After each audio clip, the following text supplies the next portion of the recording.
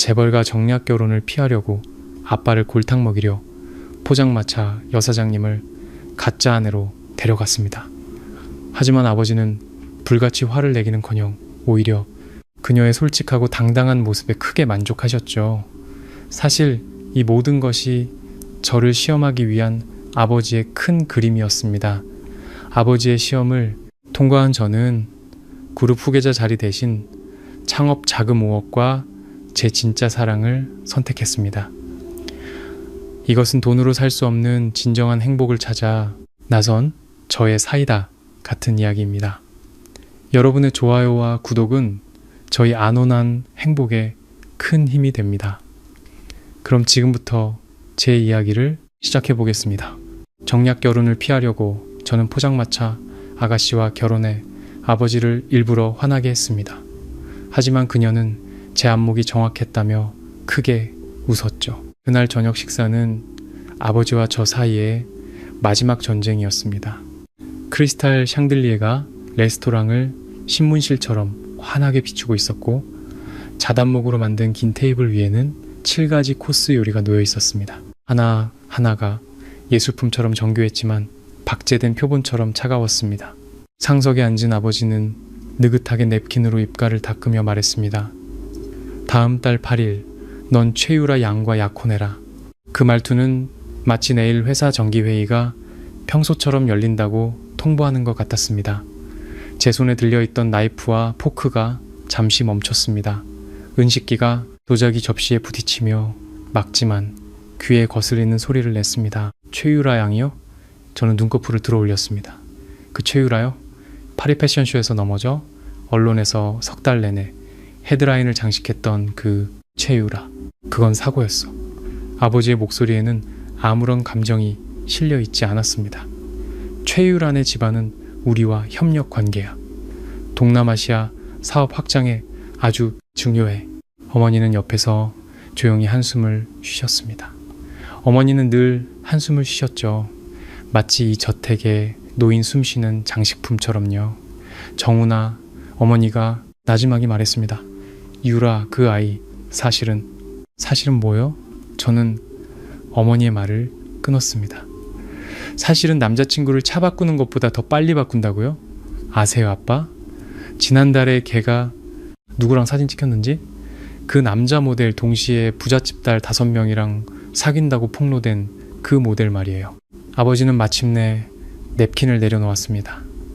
저를 보시는 아버지의 눈빛은 마치 보고서에서 틀린 데이터를 보는 듯 했습니다. 그런 건 다 찌라시들이 지어낸 헛소리야. 헛소리라고요? 저는 웃었습니다. 그럼 작년에 요트 파티에서 술 취해서 바다에 뛰어든 것도 헛소리겠네요? 이정훈. 아버지가 제 이름을 불렀습니다. 경고였죠.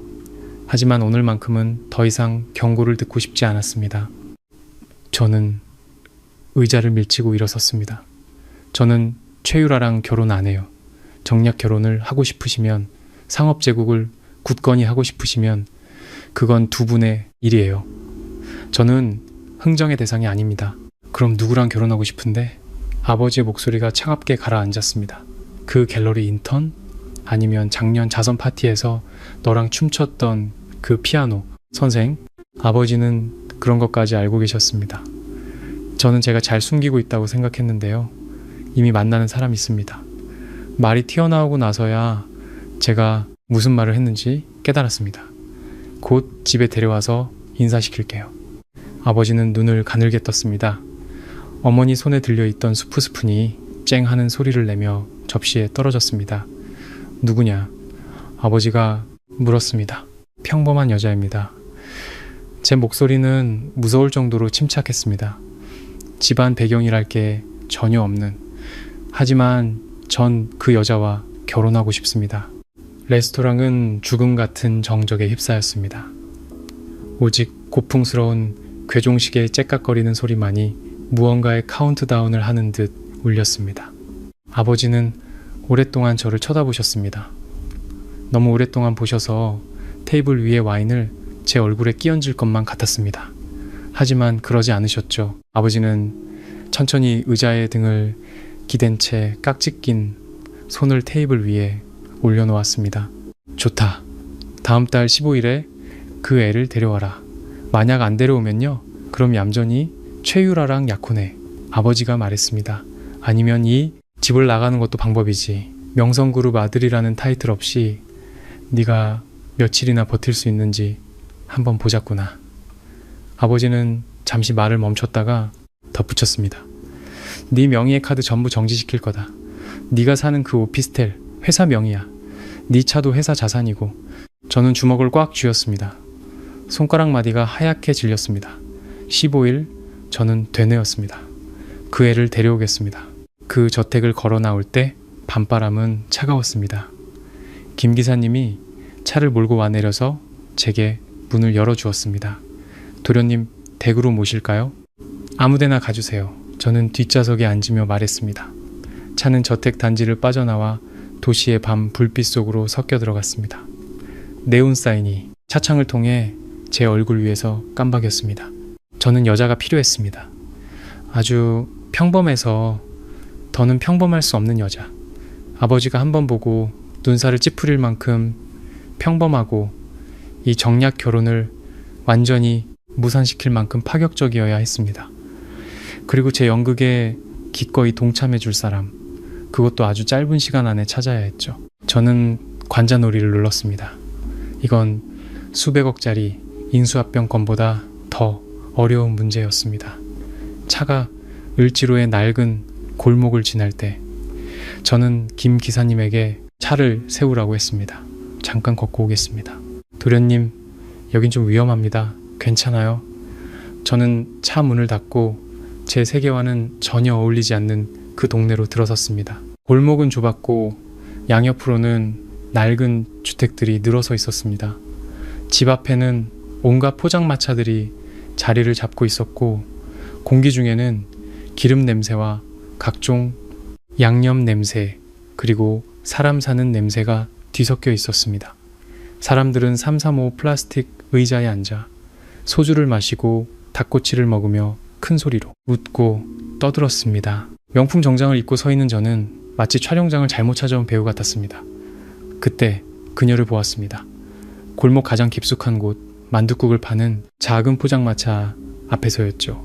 어둑한 전구가 포장마차 위에 매달려 고개 숙여 만두를 빚는 그녀의 옆모습을 비추고 있었습니다. 그녀의 손놀림은 아주 능숙했습니다. 손가락이 날아다닐 때마다 하나의 만두가 마치 작은 비둘기처럼 도마 위에 놓였습니다. 포장마차는 낡았지만 아주 깨끗하게 닦여 있었습니다. 양념통들은 가지런히 정렬되어 있었고 테이블 위에는 기름때 하나 없었습니다. 그녀는 달아서 하얗게 바른 옅은 파란색 면 셔츠를 입고 소매는 팔꿈치까지 걷어 올렸습니다. 머리는 간단하게 하나로 묶었고 몇 가닥의 잔머리가 뺨 옆으로 흘러내렸습니다. 손님이 오자 그녀는 고개를 들어 웃었습니다. 몇 인분 드릴까요? 미소는 아주 맑았고 눈은 초승달처럼 휘어졌습니다. 바로 저 여자다. 저는 그곳에 서서 10분 동안 그녀를 지켜보았습니다. 마침내 그녀가 저라는 이상한 손님을 발견할 때까지요. 저기요, 만둣국 드실래요? 그녀가 물었습니다. 고기 만두인데 한 그릇에 8,000원이에요. 저는 다가가 플라스틱 의자에 앉았습니다. 의자가 너무 낮아서 제 긴 다리가 좀 불편했습니다. 한 그릇 주세요. 네, 알겠습니다. 그녀는 돌아서서 만두를 삶기 시작했습니다. 뒷모습은 가냘팠지만 허리는 꼿꼿했습니다. 만둣국은 금방 나왔습니다. 하얀 사기 그릇에 담긴 맑은 국물 위로 파와 김가루가 떠 있었습니다. 만두는 하나하나가 통통했고 피는 얇아서 속에 분홍빛 고기소가 비칠 정도였습니다. 하나를 맛보았습니다. 아주 맛있었습니다. 집에서 끓여주는 듯한 따뜻한 맛이었습니다. 맛있어요? 그녀가 물었습니다. 손으로는 여전히 다음 만두를 빚고 있었죠. 네, 맛있네요. 매일 여기서 장사하세요? 네. 저녁 6시부터 11시까지요. 그녀가 말했습니다. 낮에는 편의점에서 일하고요. 힘드시겠네요. 괜찮아요. 그녀는 또 웃었습니다. 익숙해져서요. 저는 만둣국을 다 먹고 계산을 했지만 자리를 뜨지 않았습니다. 이름이 뭐예요? 제가 묻자 그녀는 고개를 들고 약간 경계하는 눈빛으로 저를 쳐다보았습니다. 저는 이정훈이라고 합니다. 부탁할 게 있어서요. 무슨 부탁이요? 제 여자친구인 척 저희 부모님을 한 번만 만나주세요. 그녀의 손에 있던 만두피가 도마 위로 떨어졌습니다. 네, 보수는 드리겠습니다. 저는 빠르게 말했습니다. 1,000만 원. 딱 몇 시간만 식사 함께 하면서 제 말에 맞춰주기만 하면 됩니다. 그녀는 한참 동안 저를 쳐다보았습니다. 마치 제가 정신병자인지 아닌지 판단하는 것 같았죠. 왜? 저예요? 그녀가 마침내 물었습니다. 당신이 아주. 저는 단어를 골랐습니다. 평범해 보여서요. 저희 아버지가 제가 결혼하길 바라는 그런 여자들, 마치 조화처럼 정교하기만 한 그런 여자들과는 다르게요. 그런 여자들과는 뭐가 다른데요? 그녀가 되물었습니다. 중요하지 않아요. 1,000만 원이면 당신에게 적은 돈은 아닐 텐데요. 한번 생각해 보세요. 그녀는 고개를 숙이고 다시 만두를 빚기 시작했습니다. 손놀림이 아까보다 조금 느려졌습니다. 전 그런 거 해본 적 없어요. 경험은 필요 없어요. 제가 말했습니다. 그냥 당신답게 행동하면 돼요. 평범할수록 제 세계 사람 같지 않을수록 좋아요. 부모님을 화나게 하려는 거군요. 그녀는 똑똑했습니다. 한눈에 제 의도를 꿰뚫어 보았죠. 그렇게 볼 수도 있죠. 저는 인정했습니다. 그녀는 한참 동안 침묵했습니다. 거절할 거라고 생각될 만큼 오랫동안요. 1,500. 그녀가 갑자기 말했습니다. 저는 잠시 멍했습니다. 네, 1,500만 원이요? 그녀는 고개를 들었습니다. 어두운 불빛 아래 그녀의 눈이 반짝였습니다. 그리고 절반은 성금으로 주셔야 해요. 나중에 돈 안 주시면 헛수고는 안 하게 되잖아요. 저는 웃음을 참을 수 없었습니다. 좋아요. 그렇게 하죠. 저는 지갑에서 500만 원짜리 수표 한 장과 현금 250만 원을 꺼내 도마 위에 올려놓았습니다. 그녀는 그 돈을 보고도 바로 짚지 않았습니다. 제가 뭘 준비해야죠? 그녀가 물었습니다. 15일 저녁에 제가 데리러 오겠습니다. 가장 평소에 입는 옷을 입고 오세요. 화장도 일부러 꾸밀 필요도 없어요. 지금 이 모습 그대로요? 지금 이 모습이요? 그녀는 자신의 달아빠진 셔츠를 내려다보았습니다. 확실해요? 아주 확실해요. 그럼 당신 부모님은 아주 충격받으시겠죠. 그게 바로 제가 원하는 효과고요. 그녀는 고개를 끄덕이고는 그 750만 원을 챙겼습니다. 동작은 아주 자연스러웠습니다. 탐욕도 불안도 없이 마치 만둣국 한 그릇값을 받는 것처럼요. 제 이름은 서미나예요. 서미나 씨, 저는 그녀의 이름을 되뇌었습니다. 15일 오후 5시에 여기서 뵙겠습니다. 네, 여기서요. 저는 자리에서 일어나 떠났습니다. 몇 걸음 걷다가 다시 뒤를 돌아보았죠. 그녀는 여전히 그 자리에 서 있었습니다. 어둑한 불빛이 그녀를 감싸고 있어 마치 한 폭의 조용한 유화 같았습니다. 아, 참, 제가 말했습니다. 그때 우리가 아주 사랑하는 사이처럼 보여야 할 수도 있어요. 어떻게요? 손을 잡는다거나 그 정도요?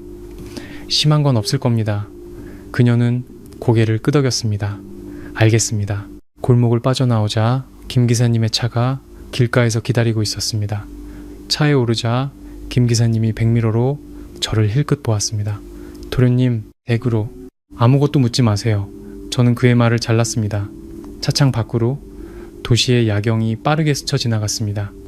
저는 주머니를 더듬었습니다. 방금 만둣국 값과 성금을 주고 나니 지갑에는 현금이 몇십만 원밖에 남아있지 않았습니다. 아버지는 말씀하신 대로 하실 분입니다. 제 카드는 아마 내일이면 정지될 겁니다. 오피스텔도 차도 이 차도 오래 탈 수 없겠죠. 하지만 상관없었습니다. 15일만 버티면 정략 결혼만 망칠 수 있다면 그 후의 일은 나중에 생각하기로 했습니다. 저는 눈을 감았습니다. 머릿속에는 서미나 씨가 고개 숙여 만두를 빚던 모습이 떠올랐습니다. 그녀의 손가락은 가늘었지만 힘이 있었습니다.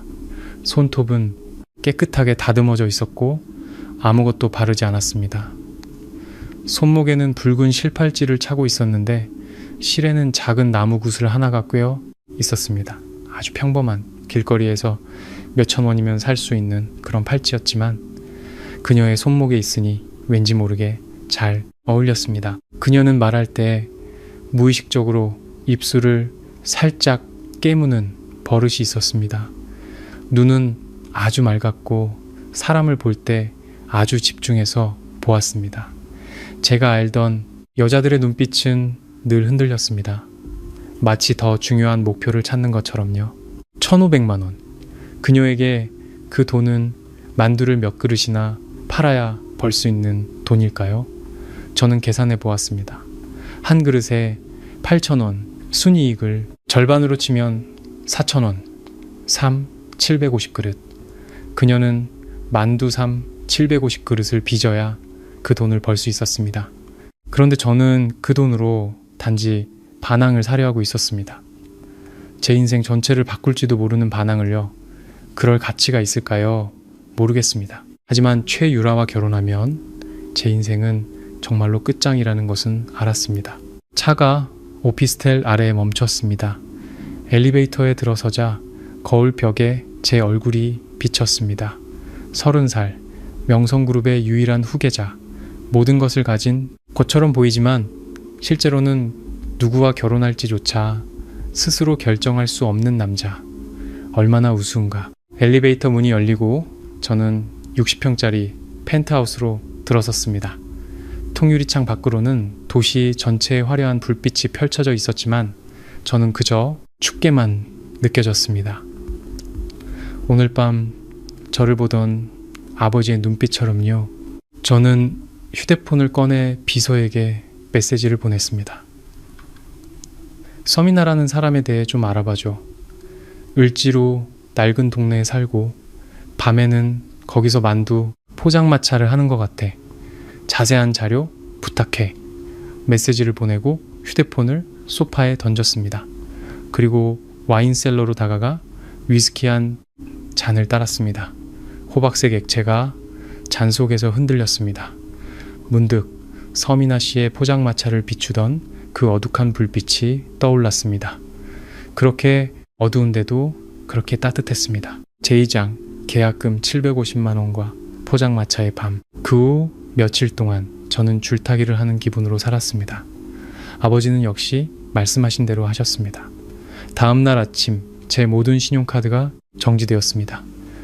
인터넷 뱅킹은 접속조차 되지 않았죠. 비서는 조심스럽게 전화를 걸어와 회사에서 제 명의의 벤틀리를 회수하라고 통보했다고 말했습니다. 도련님, 회장님께서 전화라고 하셨습니다. 비서의 목소리는 아주 낮았습니다. 진짜 인생이 뭔지 한번 겪어보시라고요. 저는 전화를 끊고 오피스텔 안의 모든 것을 둘러보았습니다. 이탈리아제 소파, 페르시아산 카펫, 벽에 걸린 유화는 진품이었습니다. 하지만 곧 이것들은 더 이상 제 것이 아니게 될 겁니다. 아니, 처음부터 진짜로 제 것이 아니었을지도 모릅니다. 저는 그저 임시관리인이었을 뿐 아버지의 뜻을 거스르는 순간 언제든 회수될 수 있는 것들이었죠. 저는 금고를 열었습니다. 안에는 현금이 좀 있었습니다.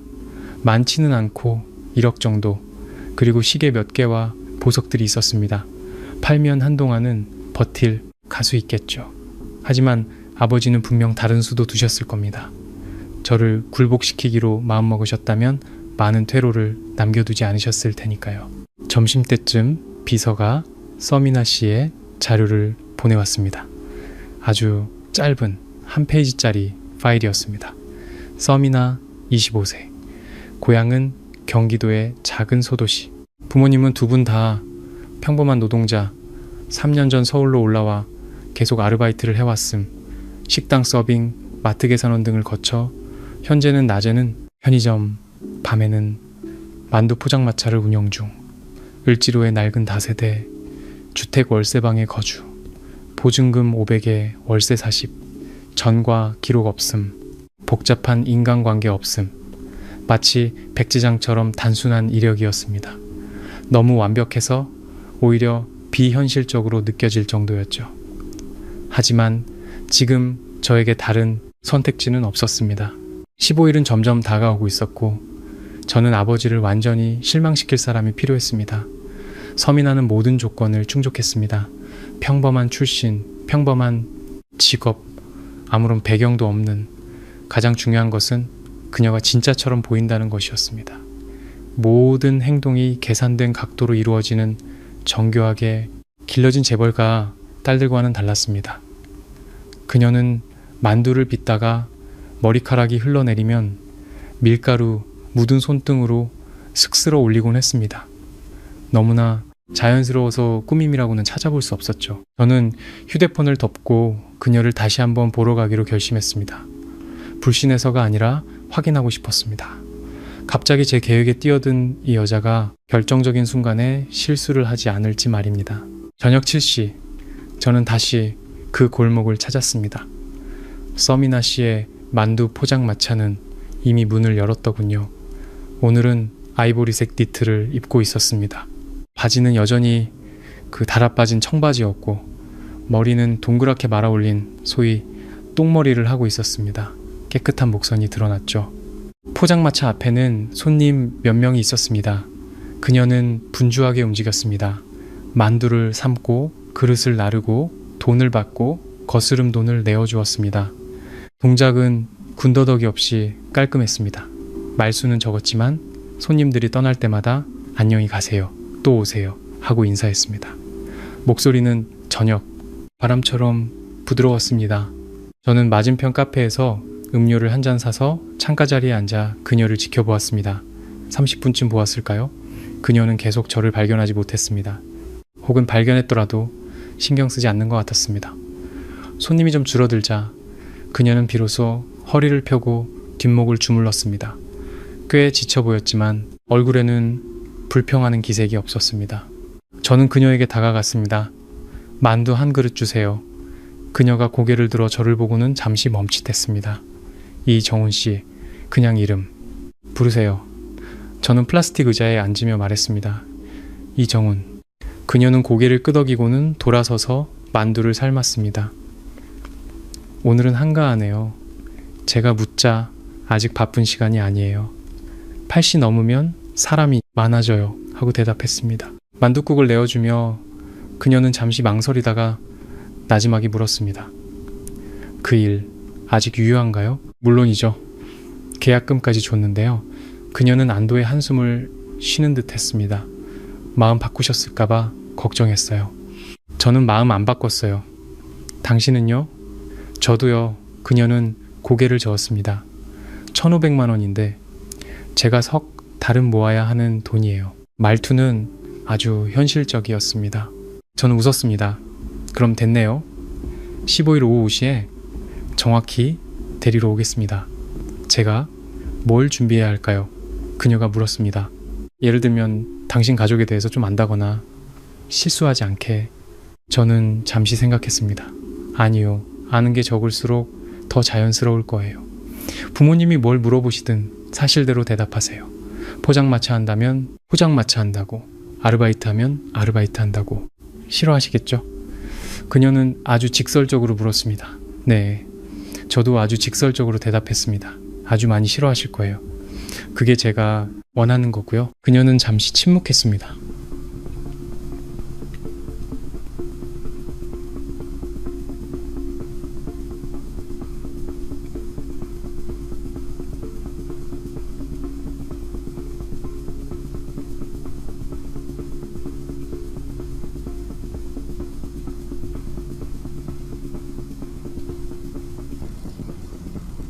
사업적 이익 때문에 결혼시키려고 하니까요.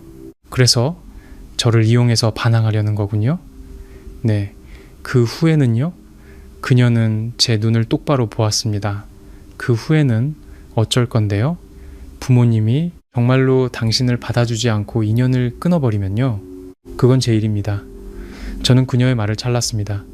당신은 그냥 돈 받고 연기한 후에 당신의 삶으로 돌아가면 돼요. 말이 좀 차갑게 나갔습니다. 그녀의 눈빛에 무언가 스쳐 지나가는 것을 보았습니다. 상처받은 것 같기도 했지만 금세 사라졌습니다. 알겠습니다.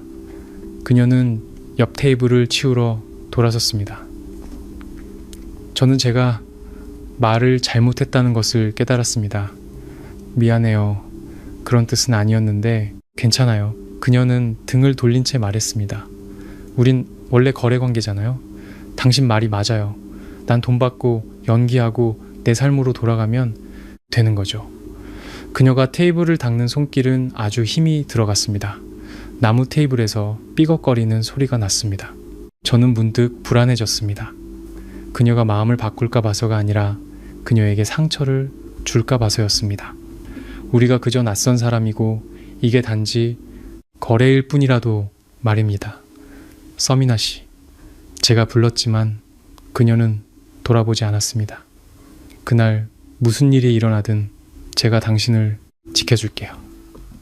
부모님이 당신을 힘들게 하지 못하게 할 겁니다. 약속하시는 거예요? 그녀는 마침내 돌아섰습니다. 어두운 불빛 아래 그녀의 눈이 반짝였습니다. 정말이에요? 정말입니다. 그녀는 저를 몇 초간 보더니 고개를 끄덕였습니다. 좋아요. 다시 손님이 왔고 그녀는 다시 바빠졌습니다. 저는 그 자리에 앉아 천천히 만둣국을 다 비웠습니다. 국물 한 방울 남기지 않고요. 일어설 때 저는 그릇 아래에 10,000원짜리 2장을 더 놓았습니다.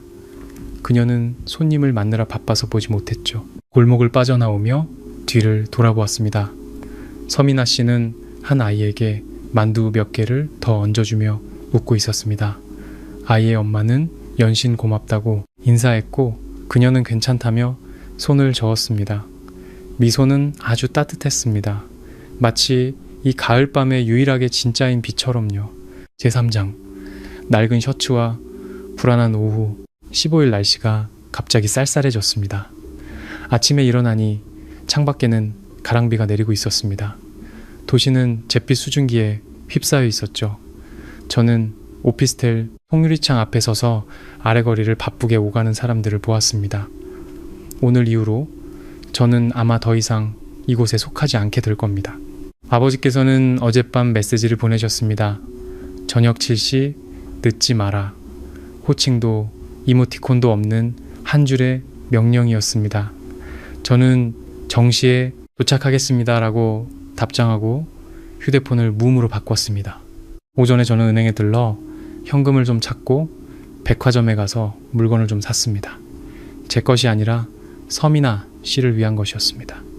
저는 캐시미어 목도리를 샀습니다. 아주 부드러운 아이보리색으로요. 그리고 양모 장갑도 샀습니다. 그녀는 밤에 장사할 때 손이 늘 밖에 나와 있으니 분명 추울 겁니다. 계산할 때 점원이 미소 지으며 물었습니다. 여자친구분께 선물하시는 건가요? 저는 잠시 멈칫했습니다. 그런 셈이죠.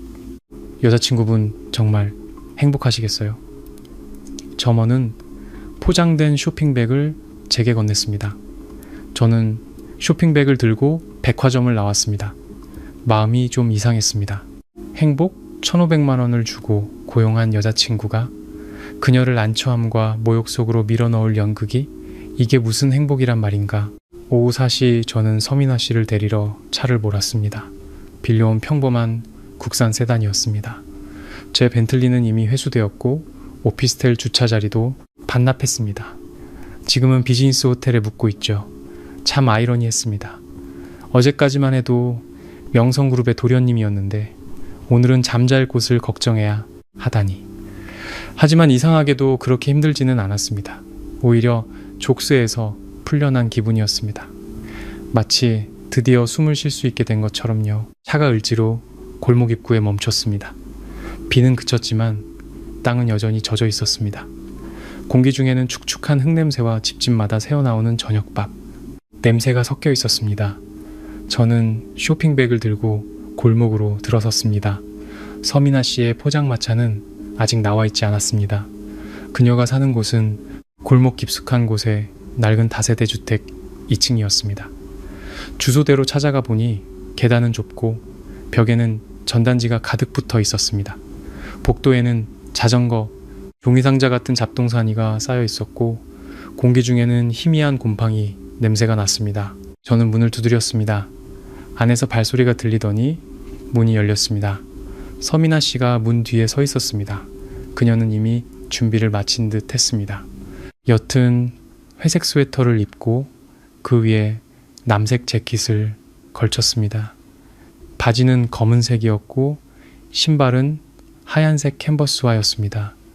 조금 누렇게 변색된 머리는 하나로 묶고 화장기 없는 맨얼굴이었습니다. 저를 보자 그녀는 조금 부자연스럽게 옷깃을 만지작거렸습니다. 저 이렇게 입으면 괜찮을까요? 아주 좋아요. 바로 이렇게요.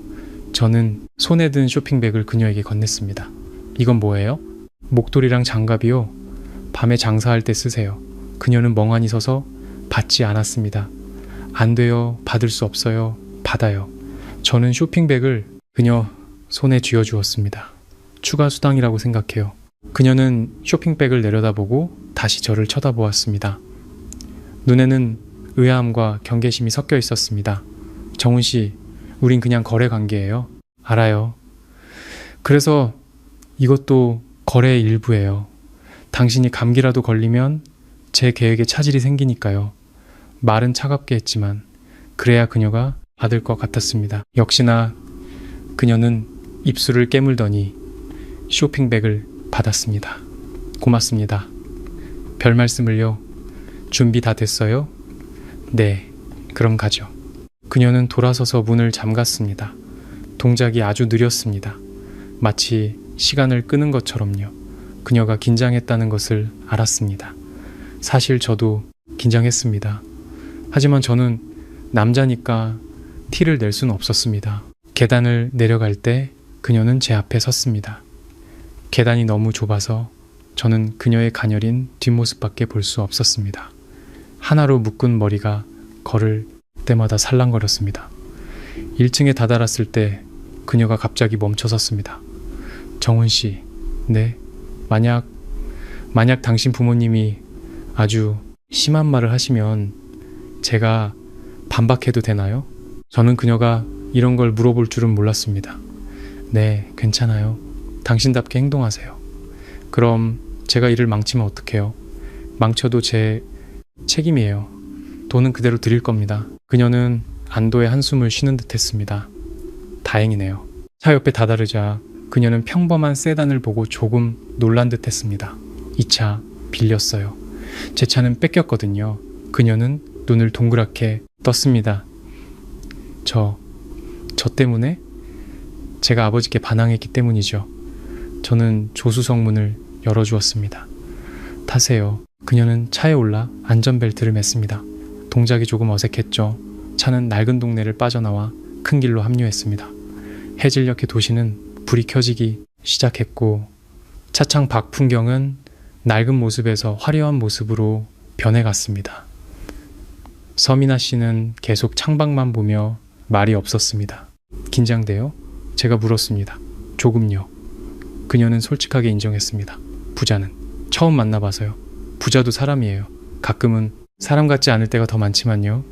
그녀는 저를 힐끗 보았습니다. 당신도 부자잖아요. 과거형이죠. 오늘 밤 이후로는 아닐 수도 있고요. 후회하지 않겠어요? 그녀가 물었습니다. 모르겠어요. 하지만 이렇게 하지 않으면 분명히 후회할 거예요. 침묵. 차 안에는 엔진 소리만 들렸습니다. 한참 후에 그녀가 나지막이 말했습니다.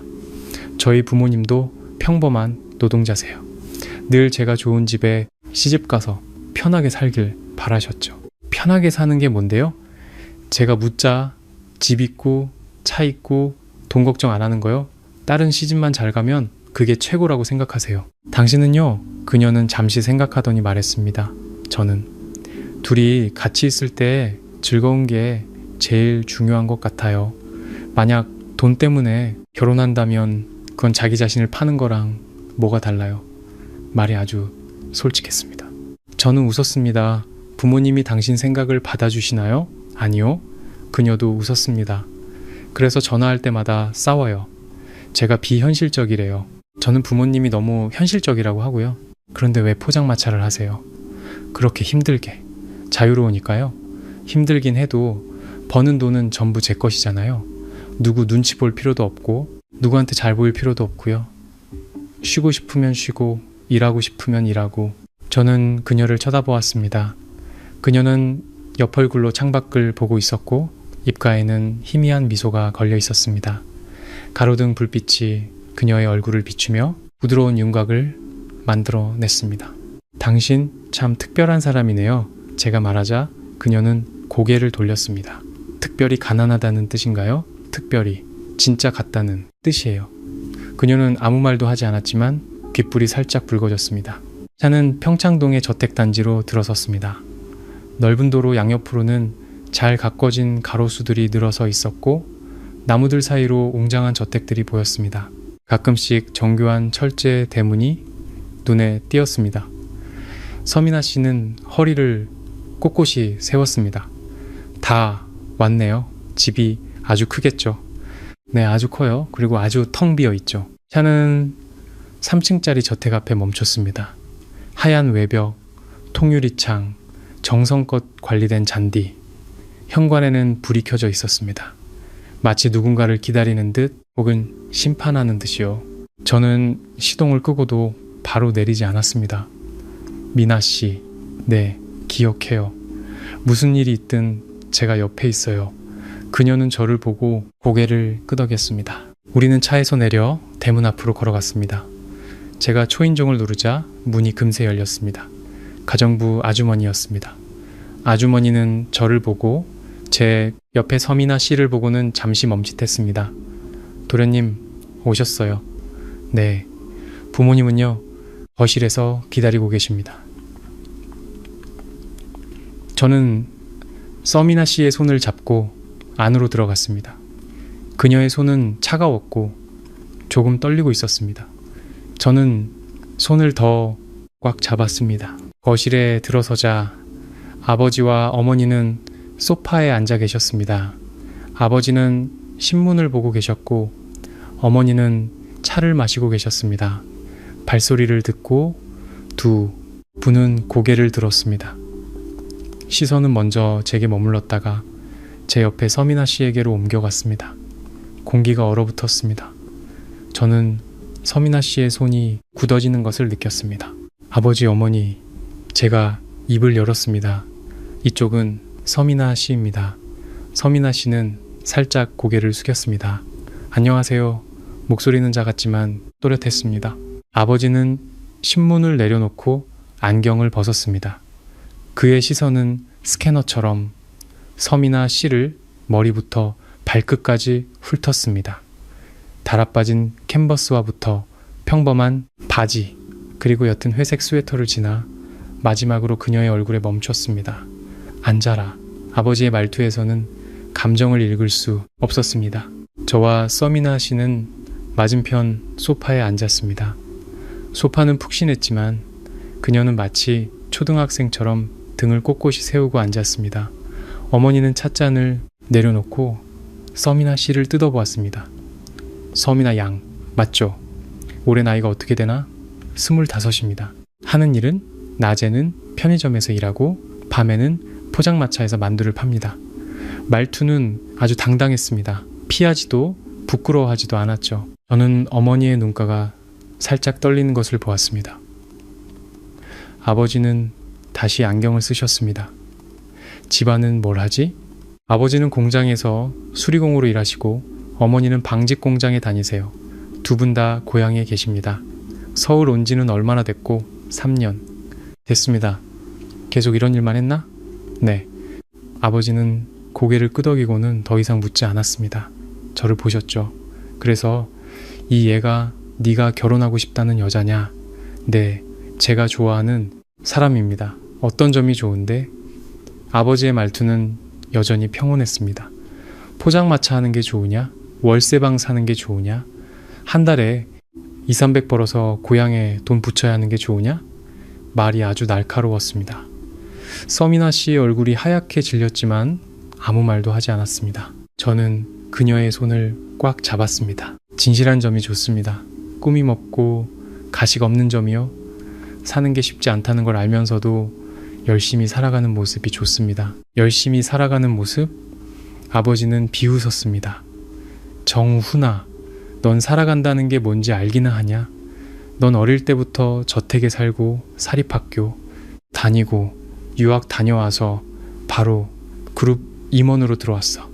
네가 고생이란 걸 해봤어? 한 달에 200~300으로 어떻게 사는지 알기나 하냐고. 그래서 이제부터 배우려고요.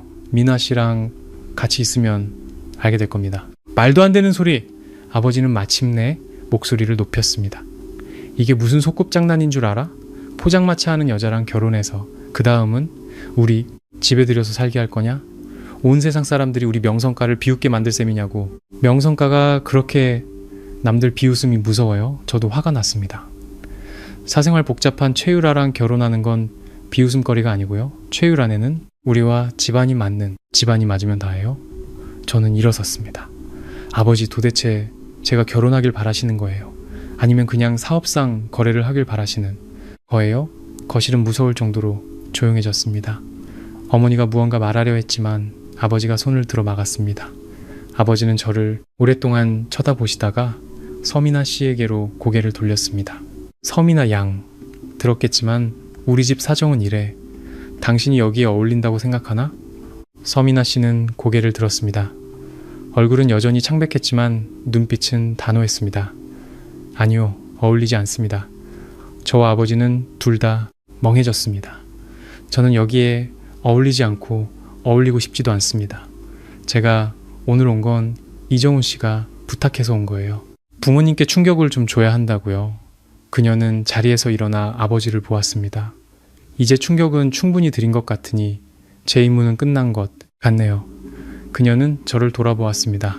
이정훈 씨, 나머지 750만 원은 계좌로 보내주세요. 전 이만 가보겠습니다. 말을 마치고 그녀는 돌아서서 가려고 했습니다. 잠깐. 아버지가 갑자기 입을 열었습니다. 서미나 씨는 걸음을 멈췄습니다. 서미나 양. 아버지의 목소리가 어딘가 이상하게 들렸습니다. 정훈이가 부탁해서 왔다고? 서미나 씨의 등이 굳어졌습니다. 그녀는 자신이 실언했다는 것을 깨달았습니다. 거실에는 죽음 같은 정적이 흘렀습니다. 저는 눈을 감았습니다. 끝났다. 전부 다 망했다. 제사장. 1,500만 원의 진실과 반전. 무슨 뜻이지? 아버지의 목소리는 얼음장처럼 차가웠습니다. 서미나 씨는 그 자리에 선 채 우리를 등지고 있었습니다. 그녀의 표정은 보이지 않았지만 어깨가 미세하게 떨리는 것을 볼 수 있었습니다.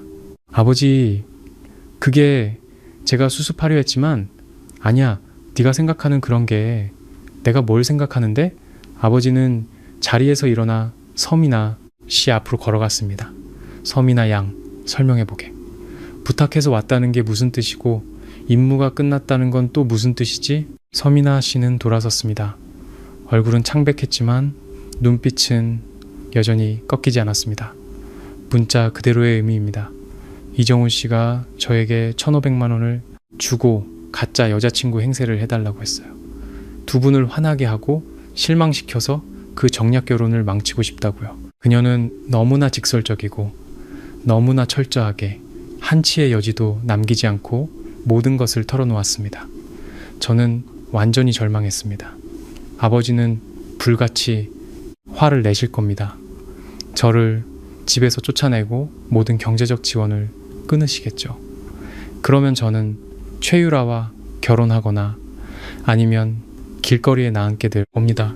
하지만 아버지는 화를 내지 않으셨습니다. 아버지는 서미나 씨를 오랫동안 쳐다보시더니 갑자기 웃음을 터뜨리셨습니다. 비웃음이 아니라 진심에서 우러나온 호탕한 웃음이었습니다. 좋아. 아버지는 큰 소리로 말했습니다. 좋아. 아주 좋아. 서미나, 저와 어머니, 그리고 서미나 씨까지 모두 멍해졌습니다. 아버지는 서미나 씨의 어깨를 두드리며 말했습니다. 이 아이 정직하구나. 아주 정직해. 서미나 씨는 어쩔 줄 몰라 저를 쳐다보았고 저 역시 완전히 넋이 나갔습니다. 아버지, 정훈아. 아버지는 돌아서서 저를 보셨습니다. 눈에 빛이 가득했습니다. 이번엔 네 안목이 제법이구나. 네? 무슨? 네 안목이 아주 정확했다고. 아버지는 기쁨이 가득한 목소리로 반복했습니다. 이 아가씨 아주 마음에 든다. 정말 마음에 들어. 저는 완전히 어리둥절했습니다. 어머니도 일어나 서민아 씨 곁으로 다가가 그녀의 손을 잡았습니다. 아가, 많이 놀랐지? 어서 앉아서 얘기하자. 서민아 씨는 어머니에게 이끌려 다시 자리에 앉았지만 여전히 멍한 표정이었습니다. 아저씨 아주머니 화 안 나셨어요? 그녀는 조심스럽게 물었습니다. 화? 왜 화를 내? 아버지도 자리에 앉으셨습니다. 얼굴에는 감출 수 없는 미소가 가득했습니다. 오히려 기뻐서 어쩔 줄을 모르겠는데 아버지는 저를 보았습니다. 정훈아, 내가 왜 굳이 너를 최유라와 결혼시키려 했는지 아느냐? 정략결혼 때문이잖아요. 전부는 아니다. 아버지는 고개를 저었습니다. 네가 그런 여자들에게 속을까봐 두려웠기 때문이다. 소위 명문가라는 아가씨들 하나같이 조신하고 현명한 척하지만 실제로는 우리 집 돈, 네 신분을 노리는 속물들이지. 그 애들이 좋아하는 건 네가 아니라 명성가 도련님이라는 그 이름뿐이야. 아버지는 잠시 말을 멈췄다가 계속했습니다. 그래서 너를 몰아붙인 거다. 네가 반항하도록. 네가 과연 어떤 여자를 찾아오는지 보고 싶었어. 만약 너랑 똑같은 부잣집 딸을 데려왔다면 넌 아직 철이 덜 든 거고, 만약 가난한 척 연기하는 애를 데려왔다면 내 사람 보는 눈이 아직 멀었다는 뜻이지. 하지만 넌 날 실망시키지 않았다. 아버지는 서민아 씨를 보았습니다. 넌 진짜 정직한 아가씨를 찾아왔어.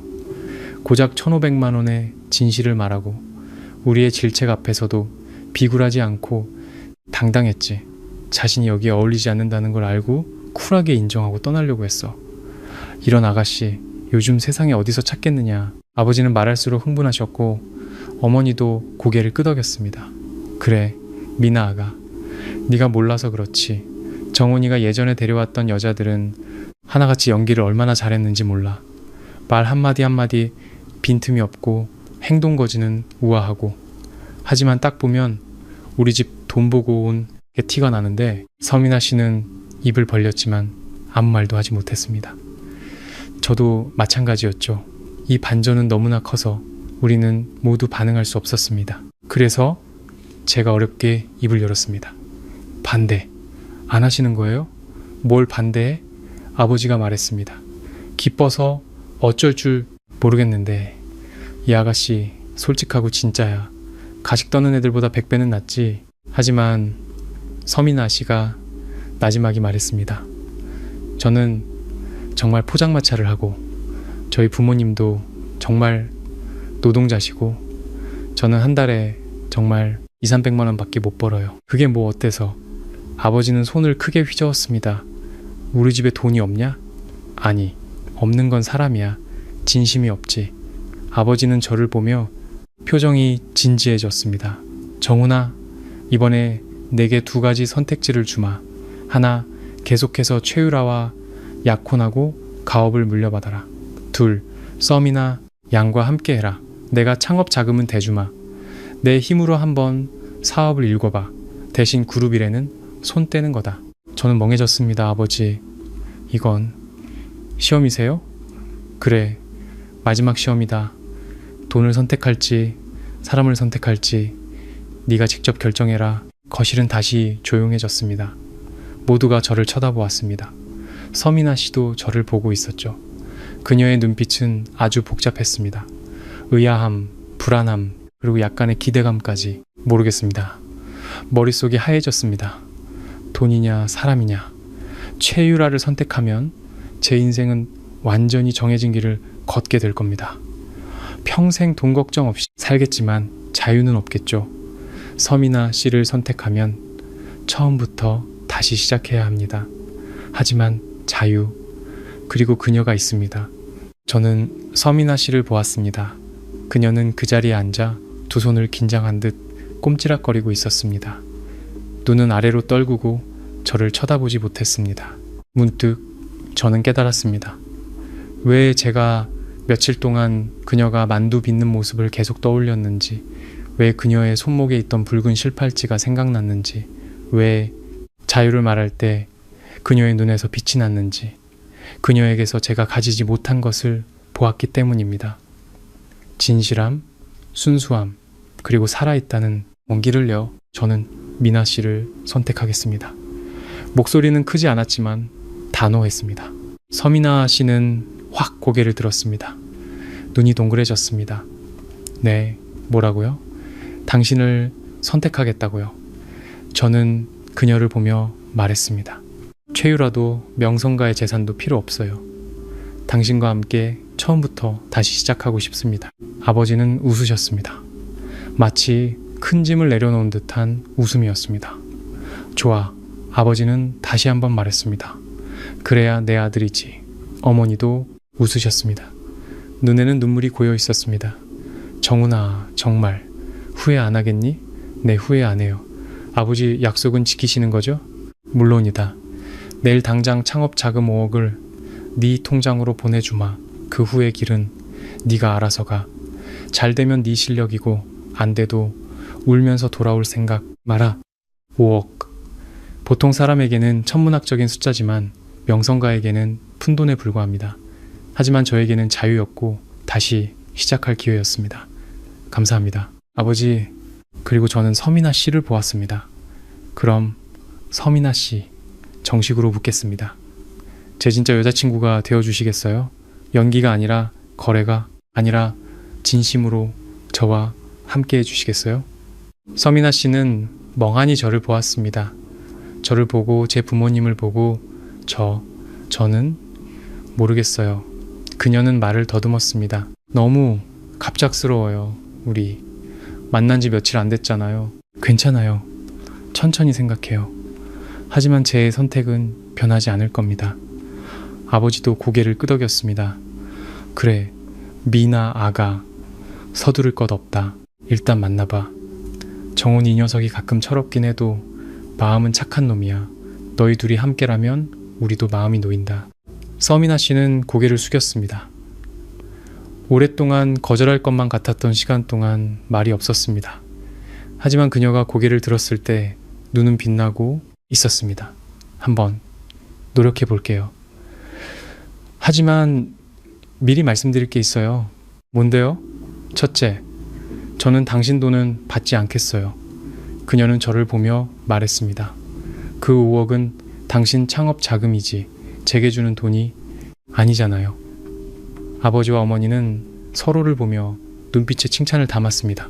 둘째, 당신과 사귄다고 해서 제 일을 그만두진 않을 거예요. 저는 계속 포장마차를 하고 아르바이트도 할 거예요. 이건 제 삶이고 바꾸고 싶지 않아요. 셋째, 그녀는 입술을 깨물었습니다. 만약 우리가 잘 맞지 않으면 저는 언제든 떠날 수 있어야 해요. 저를 억지로 붙잡으면 안 돼요. 좋아요. 전부 다 약속할게요. 저는 망설임 없이 대답했습니다. 그녀는 안도의 한숨을 쉬었고 얼굴에는 마침내 미소가 번졌습니다. 아주 작지만 진짜 미소였죠. 그럼 그렇게 해요. 아버지는 크게 웃으셨습니다. 좋아, 아주 좋아. 아주머니, 가정부 아주머니가 주방에서 달려나왔습니다. 네, 회장님. 오늘 저녁은 특별 요리로 준비해요. 내가 아끼는 와인도 꺼내오고 축하 파티를 해야지. 어머니도 일어나 서미나 씨의 손을 잡았습니다. 미나 아가, 이리 와. 아주머니랑 정훈이 어릴 때 사진 좀 보자. 아주 재밌단다. 서미나 씨는 어머니에게 이끌려 위층으로 올라갔습니다. 가기 전에 그녀는 저를 한번 돌아보았습니다. 눈빛에는 혼란스러움과 불안함, 그리고 약간의 따뜻함이 섞여 있었습니다. 거실에는 저와 아버지만 남았습니다. 아버지는 제 어깨를 두드리셨습니다. 정훈아, 이번에 네가 정말로 어른이 됐구나. 아버지, 전부 계획하신 거였어요? 계획이라기보다는 시험이었지. 만약 네가 최유라를 선택했다면 넌 아직 돈밖에 모르는 철부지였을 테고, 만약 서미나를 선택했다면 네가 드디어 무엇이 가장 중요한지 알게 됐다는 뜻이니까. 아버지는 저를 보셨습니다. 눈빛에는 뿌듯함이 가득했습니다. 돈은 우리 집에 얼마든지 있어.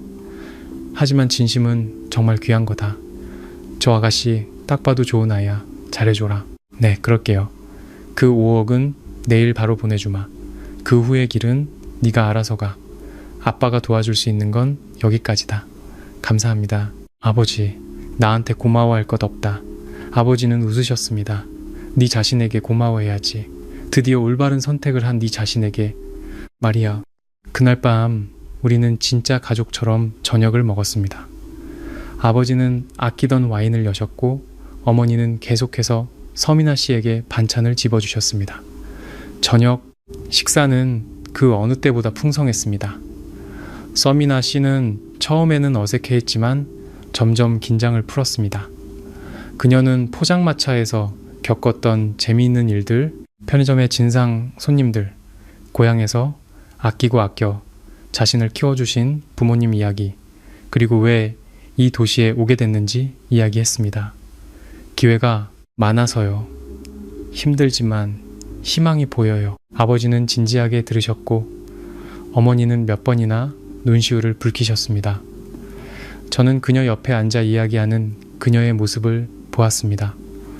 웃을 때 생기는 눈가의 옅은 주름, 신나서 손짓하는 모습, 그리고 가끔 저를 보고는 황급히 시선을 돌리는 수줍은 모습까지. 문득 오늘 밤이 제 인생에서 가장 진짜 같은 밤이라는 생각이 들었습니다. 가식도 계산도 없이 그저 한 가족이 모여 식사를 하는, 비록 이 가족이 이제 막 시작되었고 이 모든 것의 시작이 어처구니 없는 거래였을지라도 결말은 꽤 괜찮은 것 같습니다. 식사를 마치고 저는 서미나 씨를 바래다 주었습니다. 여전히 그 빌린 차였지만 기분은 완전히 달랐습니다. 오늘 꼭 꿈꾼 것 같아요.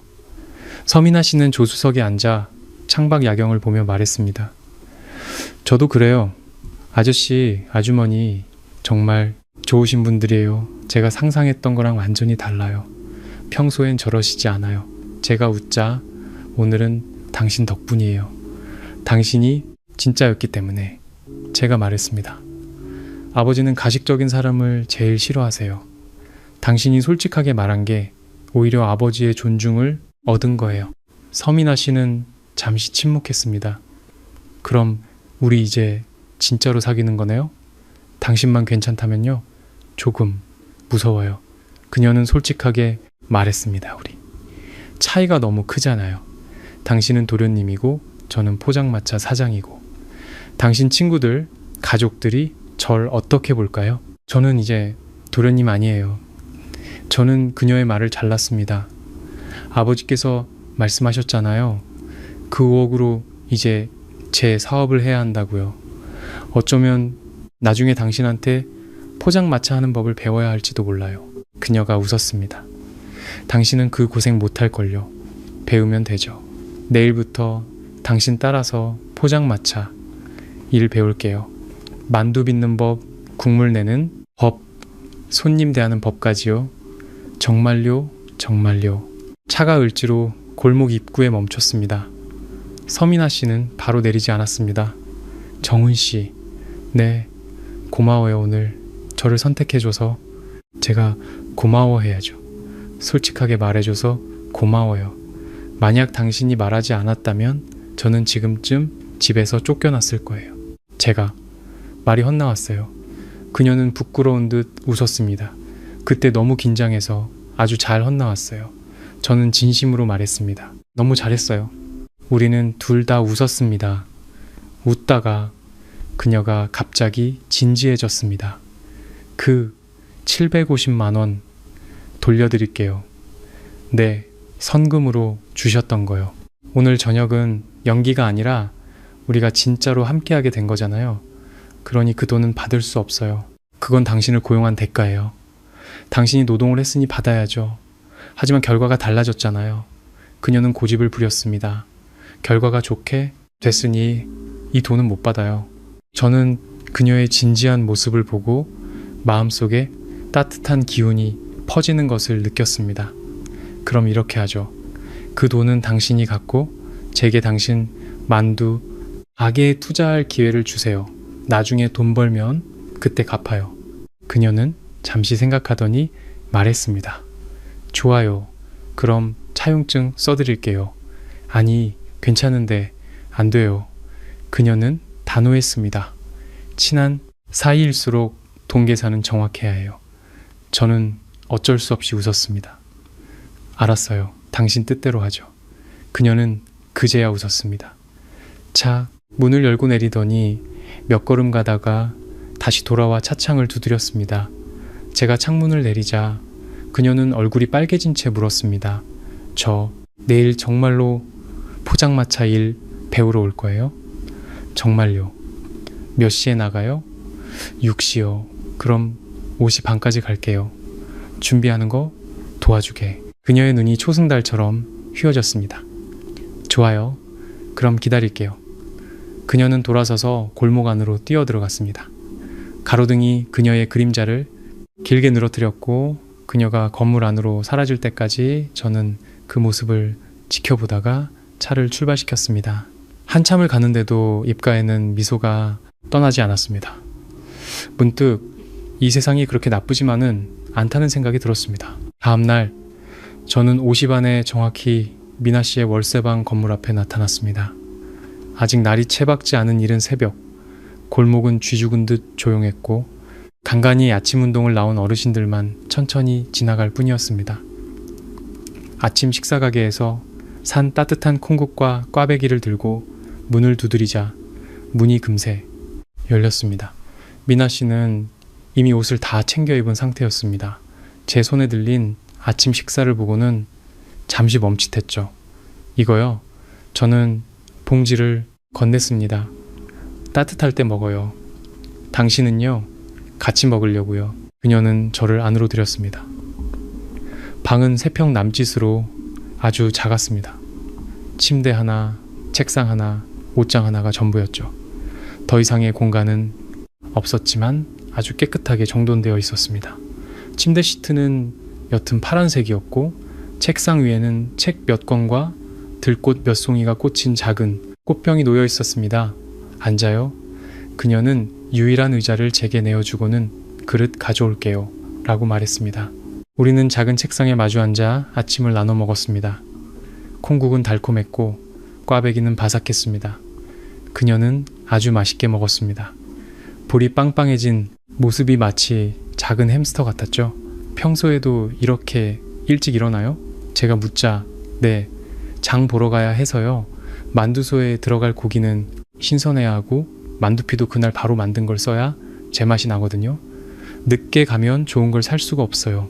저도 같이 갈게요. 정말요? 정말요. 아침을 먹고 그녀는 작은 포장마차 수레를 끌었고 저는 식재료를 담을 장바구니를 들고 함께 재래시장으로 향했습니다. 이른 아침의 시장은 이미 활기가 넘쳤습니다. 상인들은 큰 소리로 손님을 불렀고 주부들은 꼼꼼하게 물건을 골랐습니다. 공기 중에는 신선한 채소 향과 생선 비린내 그리고 각종 양념 냄새가 뒤섞여 있었습니다. 미나 씨는 이곳이 아주 익숙한 듯 망설임 없이 정육점 앞으로 걸어갔습니다. 사장님, 어제랑 똑같이요. 앞다리살 3근 주세요. 미나, 왔어? 주인은 뚱뚱한 중년 아저씨였습니다. 오늘은 남자친구도 데려왔네. 미나 씨의 얼굴이 확 붉어졌습니다. 총각, 아주 훤칠하네. 사장님은 고기를 썰면서 저를 쳐다보았습니다. 우리 미나한테 잘해줘. 이 아가씨 고생 많이 했어. 네, 그럴게요. 제가 대답했습니다. 고기를 사고 밀가루를 사고 양념과 김, 건새우도 샀습니다. 미나 씨는 가격을 흥정할 줄 알았지만 과하지는 않았습니다. 사장님, 오늘 건새우 신선해요? 그럼 오늘 막 들어왔지. 그럼 반금만 주세요. 단골인데 좀 깎아주세요. 알았어. 싸게 줄게. 모든 재료를 사서 우리는 수레를 끌고 월세방 건물 앞으로 돌아왔습니다. 그녀는 고기를 씻고 다지고 양념을 하기 시작했습니다. 마치 춤을 추는 듯 동작이 능숙했죠. 저는 채소를 씻고 파를 써는 걸 도왔지만 손이 서툴렀습니다. 파는 들쑥날쑥하게 썰렸죠. 그녀가 웃었습니다. 그냥 앉아 있어요. 제가 할게요. 아니에요. 저도 배울래요. 저는 고집을 부렸습니다. 그러자 그녀는 제 손을 잡고 칼 잡는 법부터 힘주는 법까지 차근차근 가르쳐 주었습니다. 그녀의 손은 작았지만 힘이 있었고 제 손을 잡았을 때 손바닥에 옅은 굳은 살이 느껴졌습니다. 이런 거 한 번도 안 해봤죠? 그녀가 물었습니다. 네, 저는 솔직하게 말했습니다. 집에 가정부가 있어서 주방에 들어가 본 적도 거의 없어요. 그럼 지금 이런 거 하는 거 힘들지 않아요? 아니요. 오히려 진짜 사는 것 같아요. 그녀는 저를 보며 눈에 웃음을 담았습니다. 말 참 재밌게 하시네요. 진심이에요. 만두소를 다 만들고 만두를 빚기 시작했습니다. 그녀는 제게 만두피 한 장에 소 한 숟갈을 얹고 반으로 접고 다시 접어 양끝을 붙이는 법을 가르쳐 주었습니다. 원보 모양의 예쁜 만두가 만들어졌죠. 저는 배우는 속도가 느렸습니다. 제가 빚은 만두는 소가 너무 많아 피가 터지거나 너무 적어 홀쭉했습니다. 그녀는 짜증내지 않고 참을성 있게 가르쳐 주었습니다. 천천히 해요. 저도 처음엔 당신보다 더 못했어요. 오전 내내 만두를 빚어 겨우 하루 팔량을 다 채웠습니다. 저는 허리가 뻐근했지만 그녀는 오히려 생기가 넘쳤습니다. 힘들죠. 그녀가 물 한 잔을 건넸습니다. 조금요. 매일 이렇게 많이 빚어요? 네. 오후에는 좀 쉬었다가 저녁에 장사 나가요. 정말 힘드시겠네요. 익숙해지면 괜찮아요. 그리고 손님들이 맛있게 먹는 모습을 보면 힘든 것도 있게 돼요. 저녁 6시 우리는 수레를 끌고 장사를 나갔습니다. 여전히 그 골목, 그 자리였습니다. 전구를 걸고 테이블과 의자를 놓고 양념통을 가지런히 정리했습니다. 곧 단골 손님들이 찾아왔습니다. 미나야, 오늘 일찍 나왔네. 네, 장할머니 오셨어요? 늘 드시던 걸로요? 그래, 늘 먹던 걸로. 네, 알겠습니다. 그녀는 바쁘게 움직이기 시작했고 저도 그릇을 나르고 돈을 받고 테이블을 닦았습니다. 처음에는 허둥댔지만 점점 익숙해졌죠. 손님들은 저를 보고 신기했습니다. 미나야, 이 총각은 누구야? 제 남자친구예요. 미나 씨는 당당하게 말했습니다. 아이고, 잘생겼네. 너한테 잘해주고? 네, 그녀는 저를 보며 웃었습니다. 제 마음이 따뜻해졌습니다.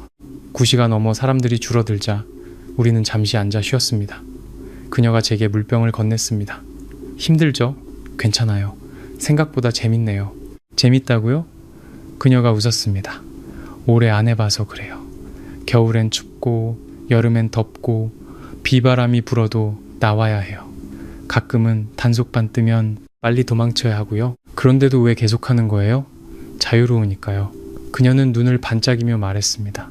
힘들어도 시간은 제 마음대로 쓸 수 있고 많이 벌든 적게 벌든 다 제 돈이잖아요. 사장 눈치 볼 필요도 야근할 필요도 복잡한 동료 관계에 시달릴 필요도 없고요.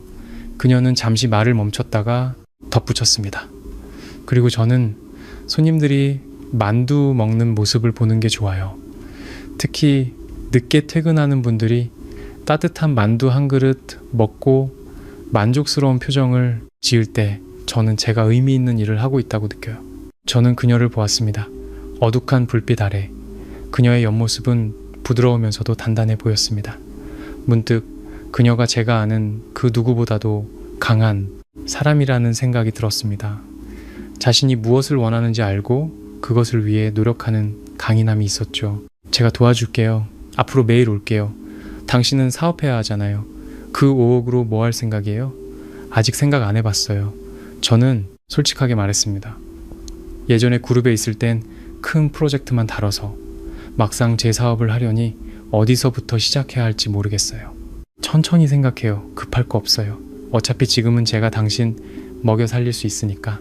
그녀는 자연스럽게 말했지만 제 마음은 쿵 내려앉았습니다. 먹여 살린다고요? 네. 그녀가 웃었습니다. 아버님이 그러셨잖아요. 그 5억은 창업 자금이라고. 돈 벌기 전까지는 그냥 저한테 얹혀 사세요. 만두는 배 터지게 먹여줄 수 있으니까. 저도 웃었습니다. 좋아요. 당신한테 얹혀 살게요. 장사를 마감하니 이미 10일시였습니다. 우리는 함께 정리하고 설거지를 하고 물건들을 위층으로 옮겼습니다. 모든 일을 마치고 두 사람은 의자에 주저앉아 꼼짝도 하기 싫었습니다. 오늘 장사 잘 됐네요. 그녀는 돈을 세며 말했습니다. 평소보다 30그릇은 더 팔았어요. 제가 도와줘서 그런가 봐요. 제가 농담을 던지자 당신이 잘생겨서요. 그녀도 농담으로 받았습니다. 젊은 아가씨 몇몇은 당신 보고 온 거던데요. 그럼 앞으로 자주 와서 손님 끌어모아야겠네요. 우리는 둘 다 웃었습니다. 웃다가 그녀가 갑자기 조용해졌습니다. 정훈 씨, 네? 우리 정말로 잘 해나갈 수 있을까요? 그녀는 손에 든 돈을 보며 나지막이 말했습니다. 우린 차이가 너무 크잖아요. 당신은 도련님이었고 저는 포장마차 사장이고 당신 친구들, 가족들이 절 어떻게 볼까요? 남들이 어떻게 보든 상관없어요. 제가 신경 쓰는 건 당신이 어떻게 보느냐 뿐이에요. 그녀는 고개를 들었습니다. 눈에는 눈물이 고여 있었습니다. 조금 무서워요. 이 모든 게 너무 좋아서 꼭 꿈만 같아요. 꿈에서 깨면 모든 게 사라질까봐. 저는 그녀의 손을 잡았습니다. 구만이에요. 봐요. 당신 손도 따뜻하고 내 손도 따뜻하잖아요.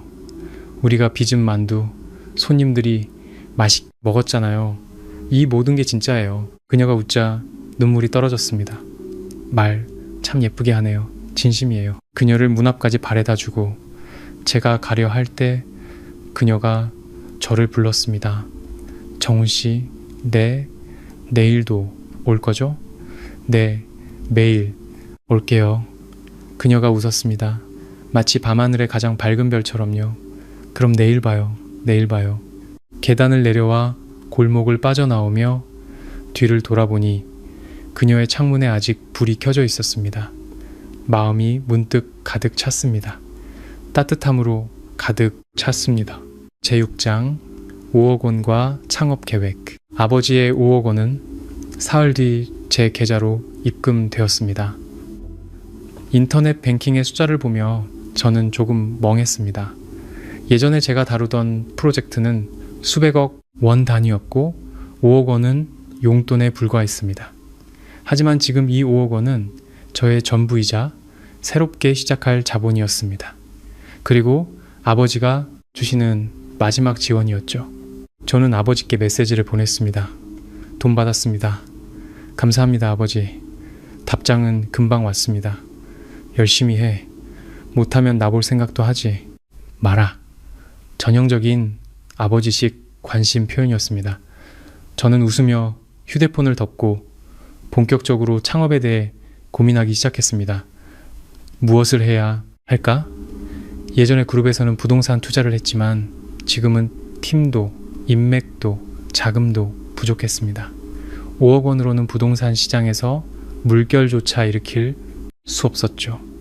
작지만 빠르게 성과를 볼 수 있는 것을 해야 했습니다. 서민아 씨의 만두 가게가 떠올랐습니다. 그녀는 이 골목에서 유일하게 만두를 파는 곳이라 장사가 꽤 잘 된다고 했습니다. 하지만 자리가 좁아 테이블을 몇 개밖에 놓을 수 없었죠. 만약 작은 가게를 연다면 깨끗하고 에어컨도 있고 앉을 자리도 넉넉한 곳이라면 더 잘 되지 않을까. 저는 제 생각을 서민아 씨에게 말했습니다. 그녀는 만두를 빚다가 고개를 들었습니다. 가게요? 네, 이 동네에 작은 가게를 하나 얻는 거예요. 클 필요도 없이 10평 정도면 충분해요. 깨끗하게 인테리어하고 그럼 당신도 비바람 맞으며 고생 안 해도 되잖아요.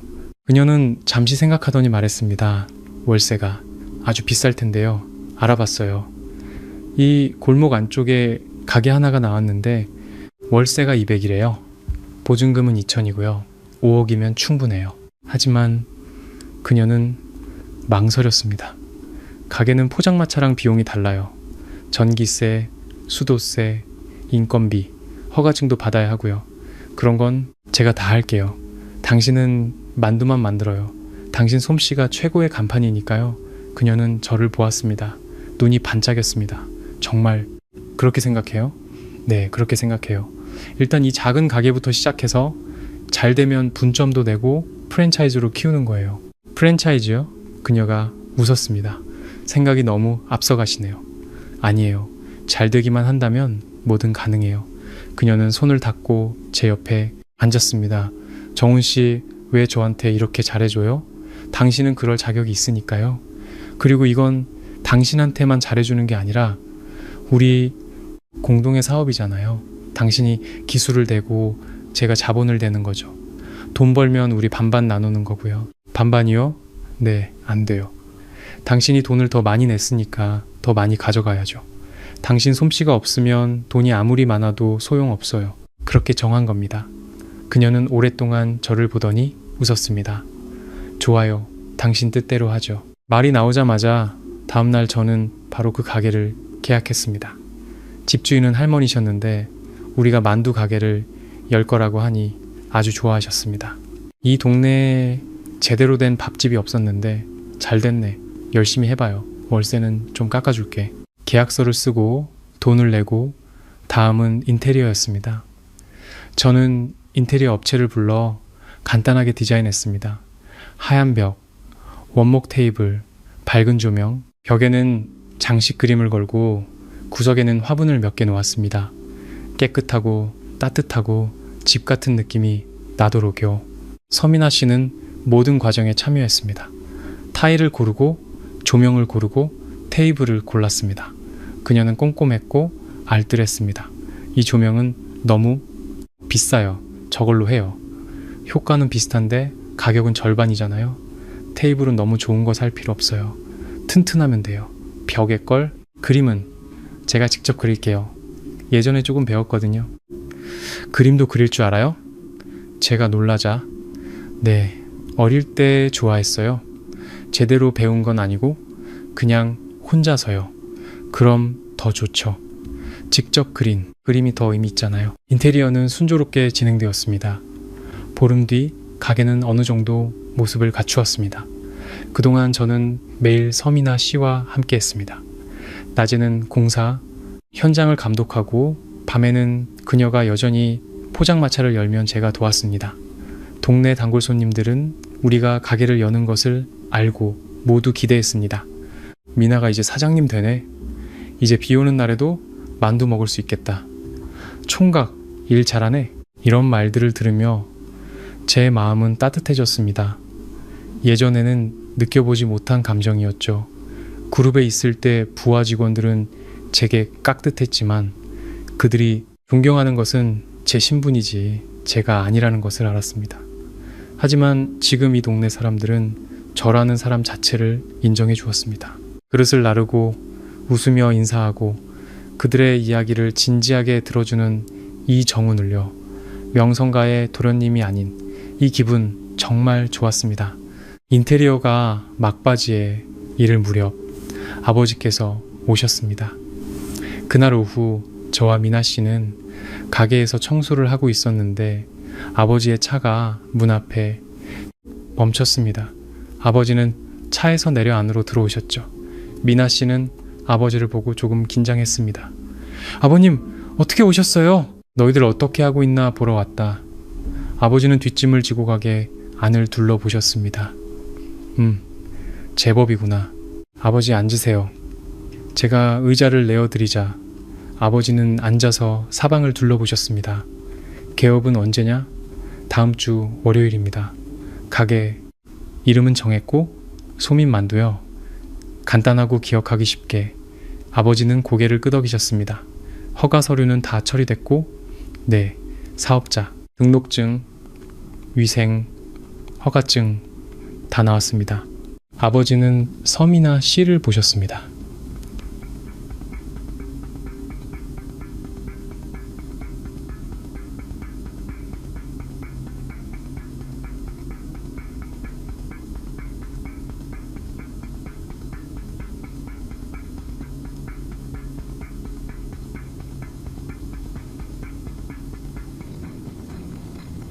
아버지는 일어나 주방으로 가보셨습니다.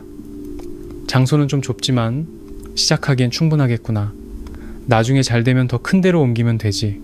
저희가 잘 될까요? 제가 묻자 아버지는 저를 힐끗 보셨습니다. 하기 나름이지. 맛 좋고 서비스 좋고 가격 정직하면 당연히 잘 될 거다. 아버지는 주머니에서 봉투 하나를 꺼내 미나 씨에게 건네셨습니다. 개업 축하금이다. 행운을 빌어주는 의미로. 미나 씨는 받지 못하고 망설였습니다. 아버님, 이걸 어떻게 받아라. 원래 다 이렇게 하는 거다. 미나 씨는 저를 보았고 제가 고개를 끄덕이자 그제야 받으며 작게 말했습니다. 감사합니다, 아버님. 열심히 해. 아버지는 제 어깨를 두드리셨습니다. 난 이만 가마. 아버지를 배웅하고 미나 씨는 봉투를 열었습니다. 안에는 카드 한 장과 쪽지가 들어 있었습니다. 쪽지에는 비밀번호는 정훈이 생일. 부족하면 말해라 라고 적혀 있었습니다. 미나 씨는 카드를 제게 건넸습니다. 이거 너무 큰 돈 아니에요? 아버지 마음이에요. 받아둬요. 나중에 필요할 거예요. 하지만은 없어요. 저는 그녀의 손을 잡았습니다. 우린 이제 한 팀이에요.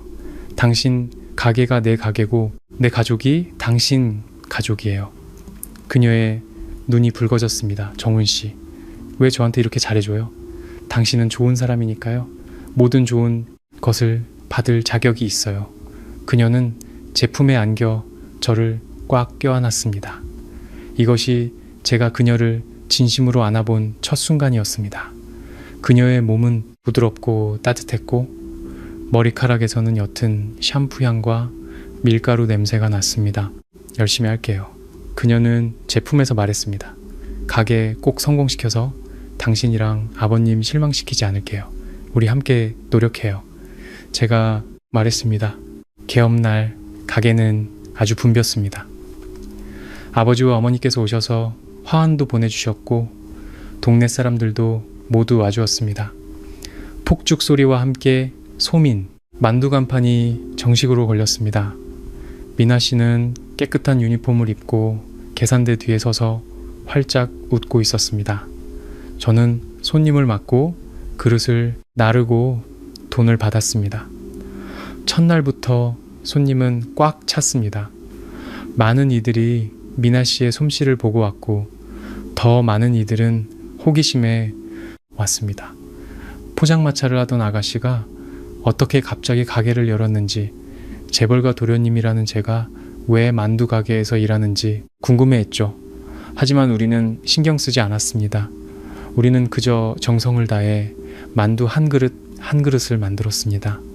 얇은 피, 꽉 찬 속, 진한 국물, 가격은 저렴했고 서비스는 친절했습니다. 첫날 영업을 마치고 정산을 할 때 미나 씨의 눈이 빛났습니다. 포장마차 할 때보다 3배는 더 벌었죠. 이제 시작이에요. 앞으로 더 잘 될 거예요. 그녀는 힘차게 고개를 끄덕였습니다. 밤에 가게 문을 닫고 우리는 가게에 앉아 돈을 셌습니다. 기름때가 묻고 사람 사는 냄새가 나는 지폐들이었지만 세는 내내 마음이 든든했습니다. 정훈 씨, 미나 씨가 갑자기 말했습니다. 네, 고마워요. 또요? 꿈은 정말 이루어질 수 있다는 걸 믿게 해줘서 고마워요. 제 예전 꿈이 자기 가게를 갖는 거였어요. 크지 않아도 먹고 살 만큼만 되면 된다고요. 그런데 지금 이루어졌어요. 이제 시작이라니까요. 앞으로 우리는 가게를 여러 개 갖게 될 거예요. 온 도시에, 온 나라에 열 거예요. 정말 꿈이 크시네요. 꿈이 커야 이룰 수 있죠. 저는 그녀의 손을 잡았습니다. 우리 함께 천천히 해나가요.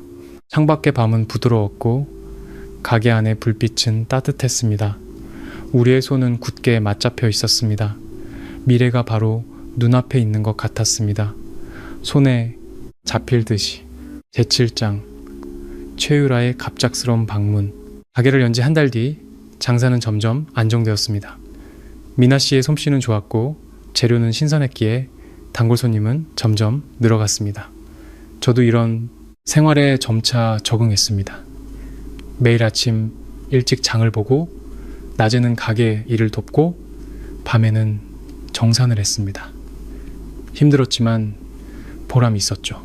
무엇보다 미나 씨의 눈에서 빛을 볼 수 있었습니다. 인정받고 필요로 되고 사랑받는 빛이요. 그건 돈으로는 살 수 없는 것이었습니다. 아버지는 가끔 가게에 들러 만두 한 그릇을 천천히 드시고 가셨습니다. 식사를 마치고도 바로 가지 않으시고 동네 사람들과 이야기를 나누셨죠.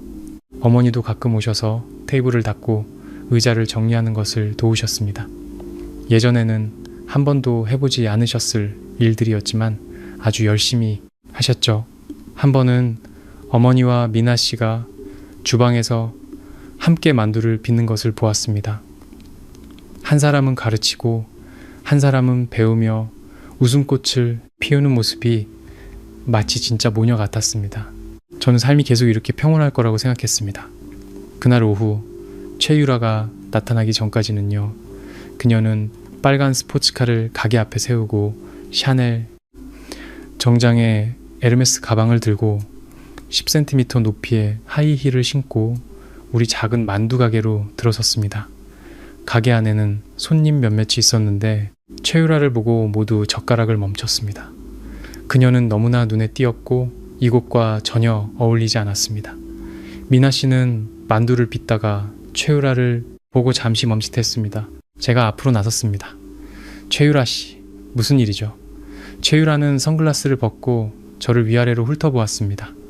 눈빛에는 비웃음과 경멸 그리고 약간의 분노가 섞여 있었습니다. 이정훈, 정말 대단하다 너. 명성그룹은 내팽개치고 여기서 만둣국이나 팔다니. 너 정신 나갔니? 제가 좋아서 하는 일입니다. 용건만 말하고 아니면 돌아가 주세요. 장사, 방해하지 말고요. 장사? 최유라가 비웃었습니다. 이까지 해서 한 달에 얼마나 버는데? 300? 500? 네, 신발 한 켤레 값은 나오니 제 생활비는 충분해요. 그리고 행복하고요. 행복? 최유라는 기가 막히다는 듯 말했습니다. 이런 여자랑 있는 게 행복하다고? 그녀는 미나 씨를 가리켰습니다. 미나 씨의 얼굴이 하얗게 질렸지만 아무 말도 하지 않았습니다. 최유라, 말 조심해. 제 목소리가 차갑 가라앉았습니다.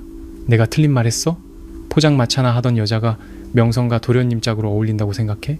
이정훈, 너 지금 온 사교계에 웃음거리가 된 거 알아? 상관없어. 그리고 난 이제 명성과 도련님 아니야. 그냥 만두가게 사장일 뿐이야. 네가 발뺌한다고 될 것 같아? 네 몸에는 명성가의 피가 흘러. 그건 못 바꿔.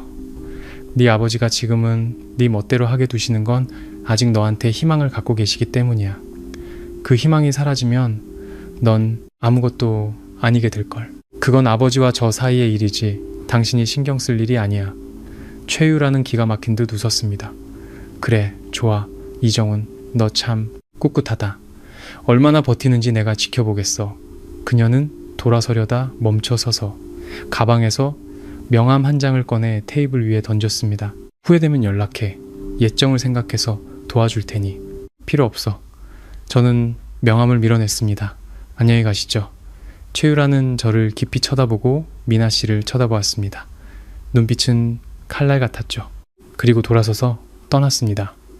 하이힐 소리가 조용한 가게 안에서 유난히 날카롭게 울렸습니다. 스포츠카가 굉음을 내며 사라지자 가게는 다시 조용해졌지만 분위기는 무거웠습니다. 손님들은 모두 고개를 숙이고 조용히 만두만 먹었습니다. 미나 씨가 다가와 나지막이 말했습니다. 미안해요. 나 때문에. 당신 탓 아니에요. 저 여자가 멋대로 찾아온 거지. 하지만은 없어요. 저는 그녀의 손을 잡았습니다. 기억해요. 당신은 내가 선택한 사람이에요. 남들이 뭐라고 하든 어떻게 보든 중요하지 않아요. 중요한 건 우리가 함께 있다는 거예요. 미나 씨의 눈이 붉어졌지만 울지는 않았습니다. 그녀는 힘차게 고개를 끄덕였습니다. 그날 밤 가게 문을 닫고 우리는 가게에 앉아 아무 말도 하지 않았습니다. 미나 씨가 먼저 입을 열었습니다. 정훈 씨 후회 안 해요? 뭐려? 모든 걸 포기하고 저와 함께 한 거요. 그 여자 말이 맞아요. 당신은 지금 웃음거리가 됐을 거예요. 예전 친구들은 당신을 어떻게 볼까요? 아버님은 정말 계속 당신을 지지해 주실까요? 남들이 어떻게 보든 상관없어요. 아버지는 지지해 주시든 아니든 저는 제 길을 갈 거예요. 이건 제 선택이고 저는 책임질 겁니다. 그녀는 오랫동안 침묵했습니다. 만약 언젠가 이게 당신이 원하던 삶이 아니었다는 걸 깨닫게 되면 어떡해요? 예전의 삶이 그리워지면요? 미나야, 제가 그녀의 이름을 불렀습니다. 나 좀 봐요. 그녀가 고개를 들자 나 이제 30이에요. 어린애 아니라고요. 내가 뭘 원하는지 알아요. 예전의 삶은 화려해 보였지만 행복하지 않았어요. 매일 가면을 쓰고 마음에 없는 말을 하고 원하지 않는 일을 했죠. 그런 3단, 하루도 다시 살고 싶지 않아요. 저는 그녀의 손을 꽉 잡았습니다. 지금은 매일 아침 장을 보고 낮에는 가게에서 일하고 밤에는 당신이랑 같이 돈을 세잖아요. 힘들지만 마음은 편해요. 손님들이 맛있게 먹는 모습을 보고 당신이 웃는 모습을 보면 모든 게 다 가치 있게 느껴져요. 이게 내가 원하던 삶이에요. 단순하고 진실하고 사람 사는 냄새가 나는 삶. 미나 씨는 울었습니다. 눈물이 굵은 방울로 떨어졌죠. 울지 마요. 우리 아직 갈 길이 멀어요. 그녀는 힘차게 고개를 끄덕였습니다. 함께 가요. 그날 이후 최유라는 다시 나타나지 않았습니다. 듣기로는 파리로 미술 공부를 하러 떠났다고 합니다. 잘된 일이었죠. 각자의 길을 가는 것이. 하지만 그녀의 등장은 잔잔한 호수에 던져진 돌멩이처럼 파문을 남겼습니다. 미나 씨는 더 열심히 일했습니다. 매일 더 일찍 일어나고 늦게 잠들며 새로운 메뉴와 소스를 개발했습니다. 그녀의 만두는 점점 더 맛있어졌고 가게 장사도 더 잘 됐습니다. 멀리서 차를 몰고 와서 먹는 손님도 생겼죠. 저는 사업 확장을 고민하기 시작했습니다. 5억 원으로 작은 가게 하나를 여는 것은 충분했지만 더 크게 성장하려면 자금이 더 필요했습니다. 아버지께서 주신 카드가 떠올랐습니다. 저는 그 카드를 한 번도 쓰지 않았지만 이제는 써야 할 때인지도 모릅니다. 저를 위해서가 아니라 미나 씨와 우리의 미래를 위해서. 저는 제 생각을 그녀에게 말했습니다. 분점이요? 그녀는 망설였습니다. 이 가게 연지 이제 한 달 좀 넘었는데 너무 빠른 거 아니에요? 빠르지 않아요. 지금 장사도 잘 되고 입소문도 났잖아요. 이럴 때 밀어붙여야 해요. 2호점, 3호점 내서 브랜드로 만드는 거예요. 하지만 자금이 아버지가 주신 카드 아직 안 썼어요. 이제 쓸 때가 된 것 같아요. 미나 씨는 고개를 저었습니다. 그건 아버님이 당신한테 주신 거잖아요. 제가 쓸 수 없어요. 당신한테 쓰는 게 아니라 소민 만두에 쓰는 거예요. 이건 투자예요. 나중에 갚으면 돼요. 그녀는 여전히 망설였습니다. 잘못해서. 아버님 기대에 못 미칠까봐 무서워요. 그럴 리 없어요. 저는 그녀를 안았습니다. 나는 당신을 믿어요. 당신 솜씨, 당신의 정성이 최고의 보증수표예요. 그녀는 제품에 기댄 채 한참 말이 없었습니다. 그럼 한번 해봐요. 네, 해봐요. 우리는 2호점 준비를 시작했습니다. 장소를 고르고 인테리어를 하고 직원을 뽑았습니다. 미나 씨는 신입교육을 맡았고 저는 운영관리를 맡았습니다. 몸이 10개라도 모자랄 만큼 바빴지만 마음은 즐거웠습니다. 바쁜 와중에도 우리의 감정은 점점 깊어졌습니다. 처음의 거래, 관계에서 지금의 동반자가 되기까지 모든 과정은 아주 자연스러웠습니다. 봄비가 만물을 적시듯 소리 없이, 하지만 진실하게. 아버지는 가끔 전화해서 상황을 물으셨습니다. 분점을 낼 거라고 하니 잠시 침묵하시다가 말씀하셨습니다. 돈 부족하면 말해라. 아니에요. 아버지가 주신 카드로 충분해요. 그건 네 용돈으로 준 거다. 가게 여는 건 큰일이야. 부족하면 이 아비가 더 보내주마. 아버지, 제 힘으로 하고 싶어요. 아버지가 웃으셨습니다. 그래, 포부가 있구나. 하지만 기억해라. 정말 어려우면 억지로 버티지 마. 이 아비가 아직 있다. 네. 전화를 끊고 제 마음은 따뜻해졌습니다. 아버지의 사랑은 결코 말로 표현되지 않았지만 항상 그 자리에 있었습니다. 2호점 개업날 아버지와 어머니께서 오셨습니다. 그리고 예상치 못한 사람을 데리고 오셨죠. 최유라의 아버지 최 회장님이었습니다. 제8장 두 아버지의 만남. 최 회장님의 등장은 저와 미나 씨를 아주 놀라게 했습니다. 그는 50대였지만 관리를 잘해 아주 젊어 보였습니다. 머리는 한 올에 흐트러짐 없이 빗어 넘겼고 명품 정장을 입고 있었습니다. 손목의 시계는 아주 고가였죠. 우리 작은 만두 가게에 서 있는 모습은 어딘가 어울리지 않았습니다. 아버지는 아주 자연스럽게 그를 맞이했습니다. 최 회장, 이리 와서 앉게. 내 며느리 솜씨 좀 맛보라고. 며느리라는 단어가 아버지 입에서 나오자 저와 미나 씨는 둘 다 굳어버렸습니다. 미나 씨의 얼굴이 순식간에 빨개졌죠. 최 회장님의 표정은 좋지 않았지만 자리에 앉았습니다. 이 회장, 농담이 좀 심한 것 아니오. 농담 아니네. 정훈이랑 미나 저 둘은 진심이야. 나도 아버지로서 지지해주기로 했고. 최 회장님은 저를 한 번 보고 미나 씨를 한 번 보았습니다. 고작 저런 아가씨 때문에 유라와의 약혼을 깨겠다는 건가? 그럴 가치가 있어? 가치가 있는지 없는지는 정훈이 자신이 알겠지. 최 회장, 아이들 일은 아이들이 알아서 하게 두세. 우리는 어른으로서 축복해주면 되는 거고. 최 회장님은 말이 없었습니다. 미나 씨가 만두 2그릇을 내왔습니다. 김이 모락모락 나는 향긋한 냄새가 코를 찔렀죠. 회장님, 드셔보세요. 그녀는 나지막이 말했습니다. 최 회장님은 만두를 한번 보고 미나 씨를 한번 보았습니다. 눈빛은 복잡했지만 숟가락을 들어 한 입 맛보았습니다. 그리고는 멈칫했죠. 다시 한 입, 또 한 입. 이 만두. 당신이 직접 만든 건가? 미나 씨가 고개를 끄덕였습니다. 네, 고기 만두예요. 국물은 닭뼈랑 돼지뼈로 우렸고요.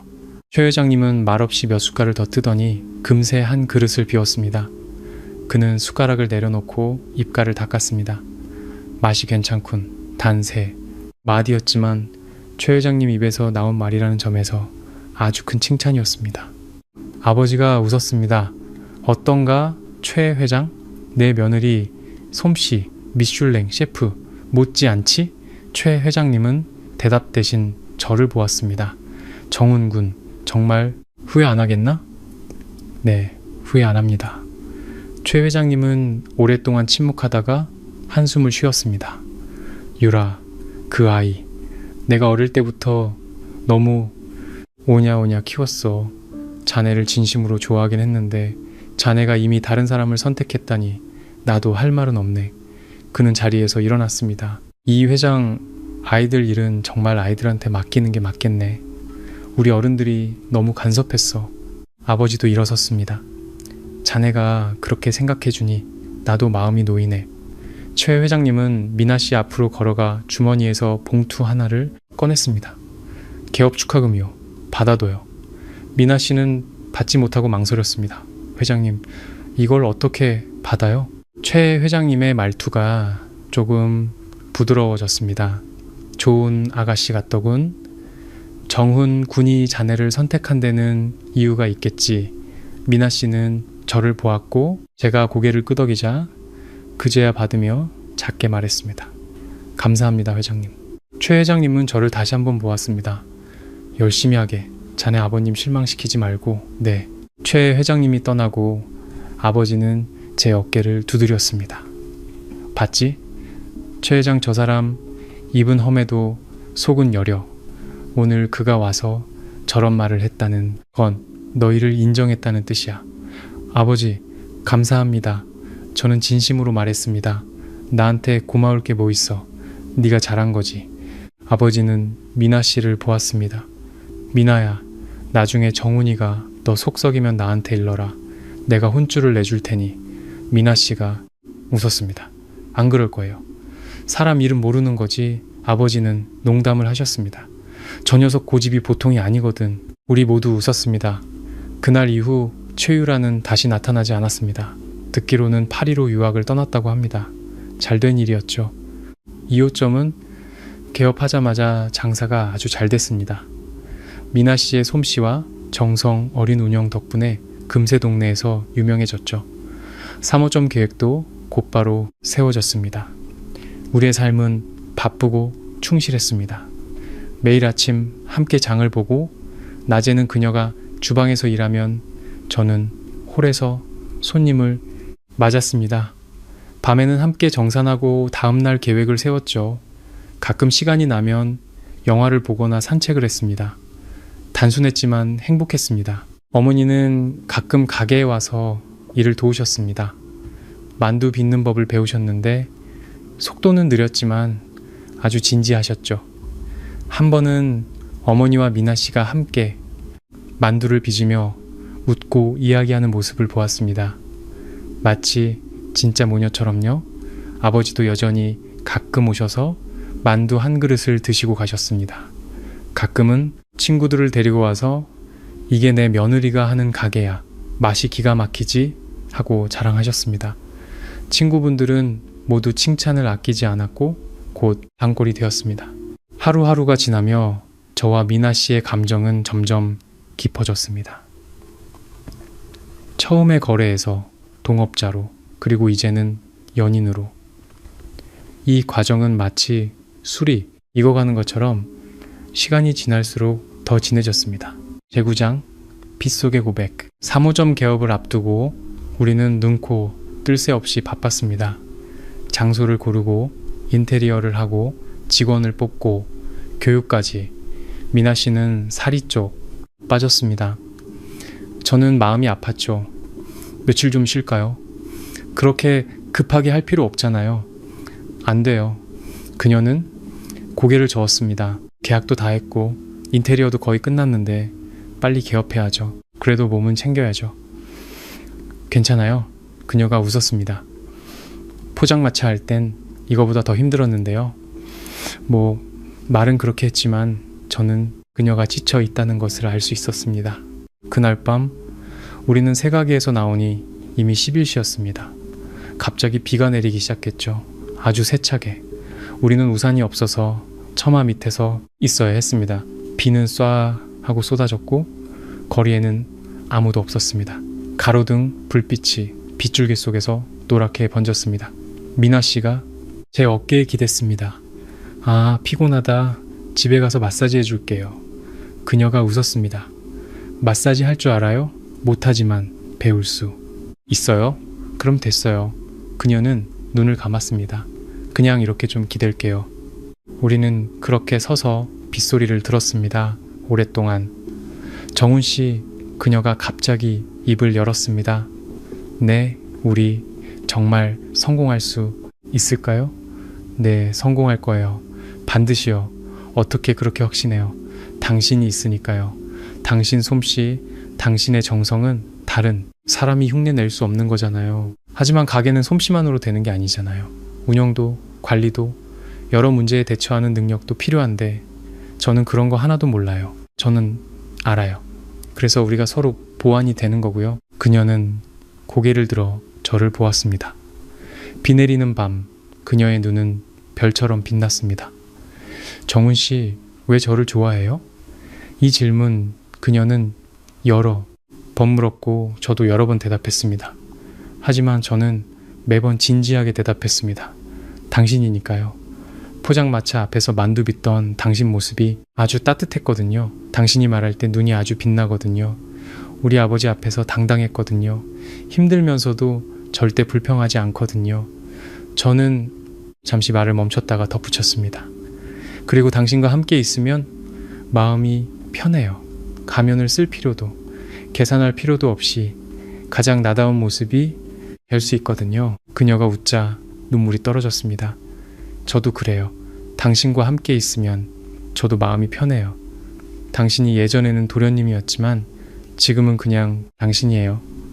장 보는 걸 도와주고 만두를 빚고 손님들과 이야기하고 저랑 같이 돈을 세는 당신이요. 그녀는 발뒤꿈치를 들어 제 뺨에 입을 맞췄습니다. 아주 가볍고 빠르게 마치 깃털이 스쳐 지나가듯 정훈 씨 좋아해요. 목소리는 아주 작았지만 선명했습니다. 빗소리가 컸지만 그녀의 목소리는 아주 또렷하게 들렸습니다. 제 마음이 문득 가득 찼습니다. 온통 그녀로 가득 찼습니다. 저는 그녀를 껴안았습니다. 아주 꽉. 미나야, 나도 좋아해요. 비는 계속 내렸지만 우리는 두렵지 않았습니다. 서로가 최고의 우산이었으니까요. 제10장 3호점 개업과 눈부신 미래. 3호점 개업 날은 우리가 만난 지 정확히 1년째 되는 날이었습니다. 아버지와 어머니께서 오셔서 케이크를 가져오셨습니다. 케이크에는 소민, 만두 3호점 동시 경축이라고 적혀 있었죠. 미나 씨는 케이크를 보고 눈시울을 붉혔습니다. 아버님, 어머님, 울지 마라. 어머니가 그녀를 안아주었습니다. 오늘 좋은 날인데 기뻐해야지.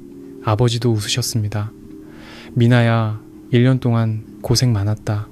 아니에요. 미나 씨는 고개를 저었습니다. 저는 정말 행복했어요. 그녀의 미소에서 진심이 느껴졌습니다. 가게 3곳 모두 손님으로 가득 차 아주 붐볐습니다. 저와 미나 씨는 바쁘게 움직였지만 마음은 달콤했습니다. 오후에 손님이 좀 줄었을 때 우리는 잠시 앉아 쉬었습니다. 아버지가 갑자기 말씀하셨습니다. 정훈아, 미나야, 너희랑 상의할 게 있다. 무슨 일이세요? 그룹에서 최근에 신규 사업을 준비 중인데 외식 프랜차이즈 사업이다. 너희 혹시 관심 있나 해서 저와 미나 씨는 서로를 쳐다보았습니다. 아버지, 그 말씀은? 내 말은 그룹에서 자금을 대고 너희가 기술과 관리를 맡아서 새로운 브랜드를 하나 만들자는 거다. 만두 전문점으로. 미나 솜씨에 그룹의 자원이 더해지면 반드시 크게 성공할 거다. 미나 씨는 멍해졌습니다. 아버님, 제가 할 수 있을까요? 왜 못해? 이 가게 3개 다 잘 운영하고 있잖니? 손님들 반응, 매출이 증명해주고 있는데 나는 너를 믿는다. 하지만은 없다. 아버지는 제 손을 두드렸습니다. 정훈아, 네가 말해봐라. 저는 미나 씨를 보았습니다. 미나야, 하고 싶어요, 저는. 그녀는 망설였습니다. 잘못해서 아버님 기대에 못 미칠까봐. 그럴 리 없어요. 나는 당신을 믿어요. 그리고 내가 있잖아요. 그녀는 저를 오랫동안 보더니 힘차게 고개를 끄덕였습니다. 좋아요. 할게요. 아버지가 웃으셨습니다. 그럼 그렇게 정한 거다.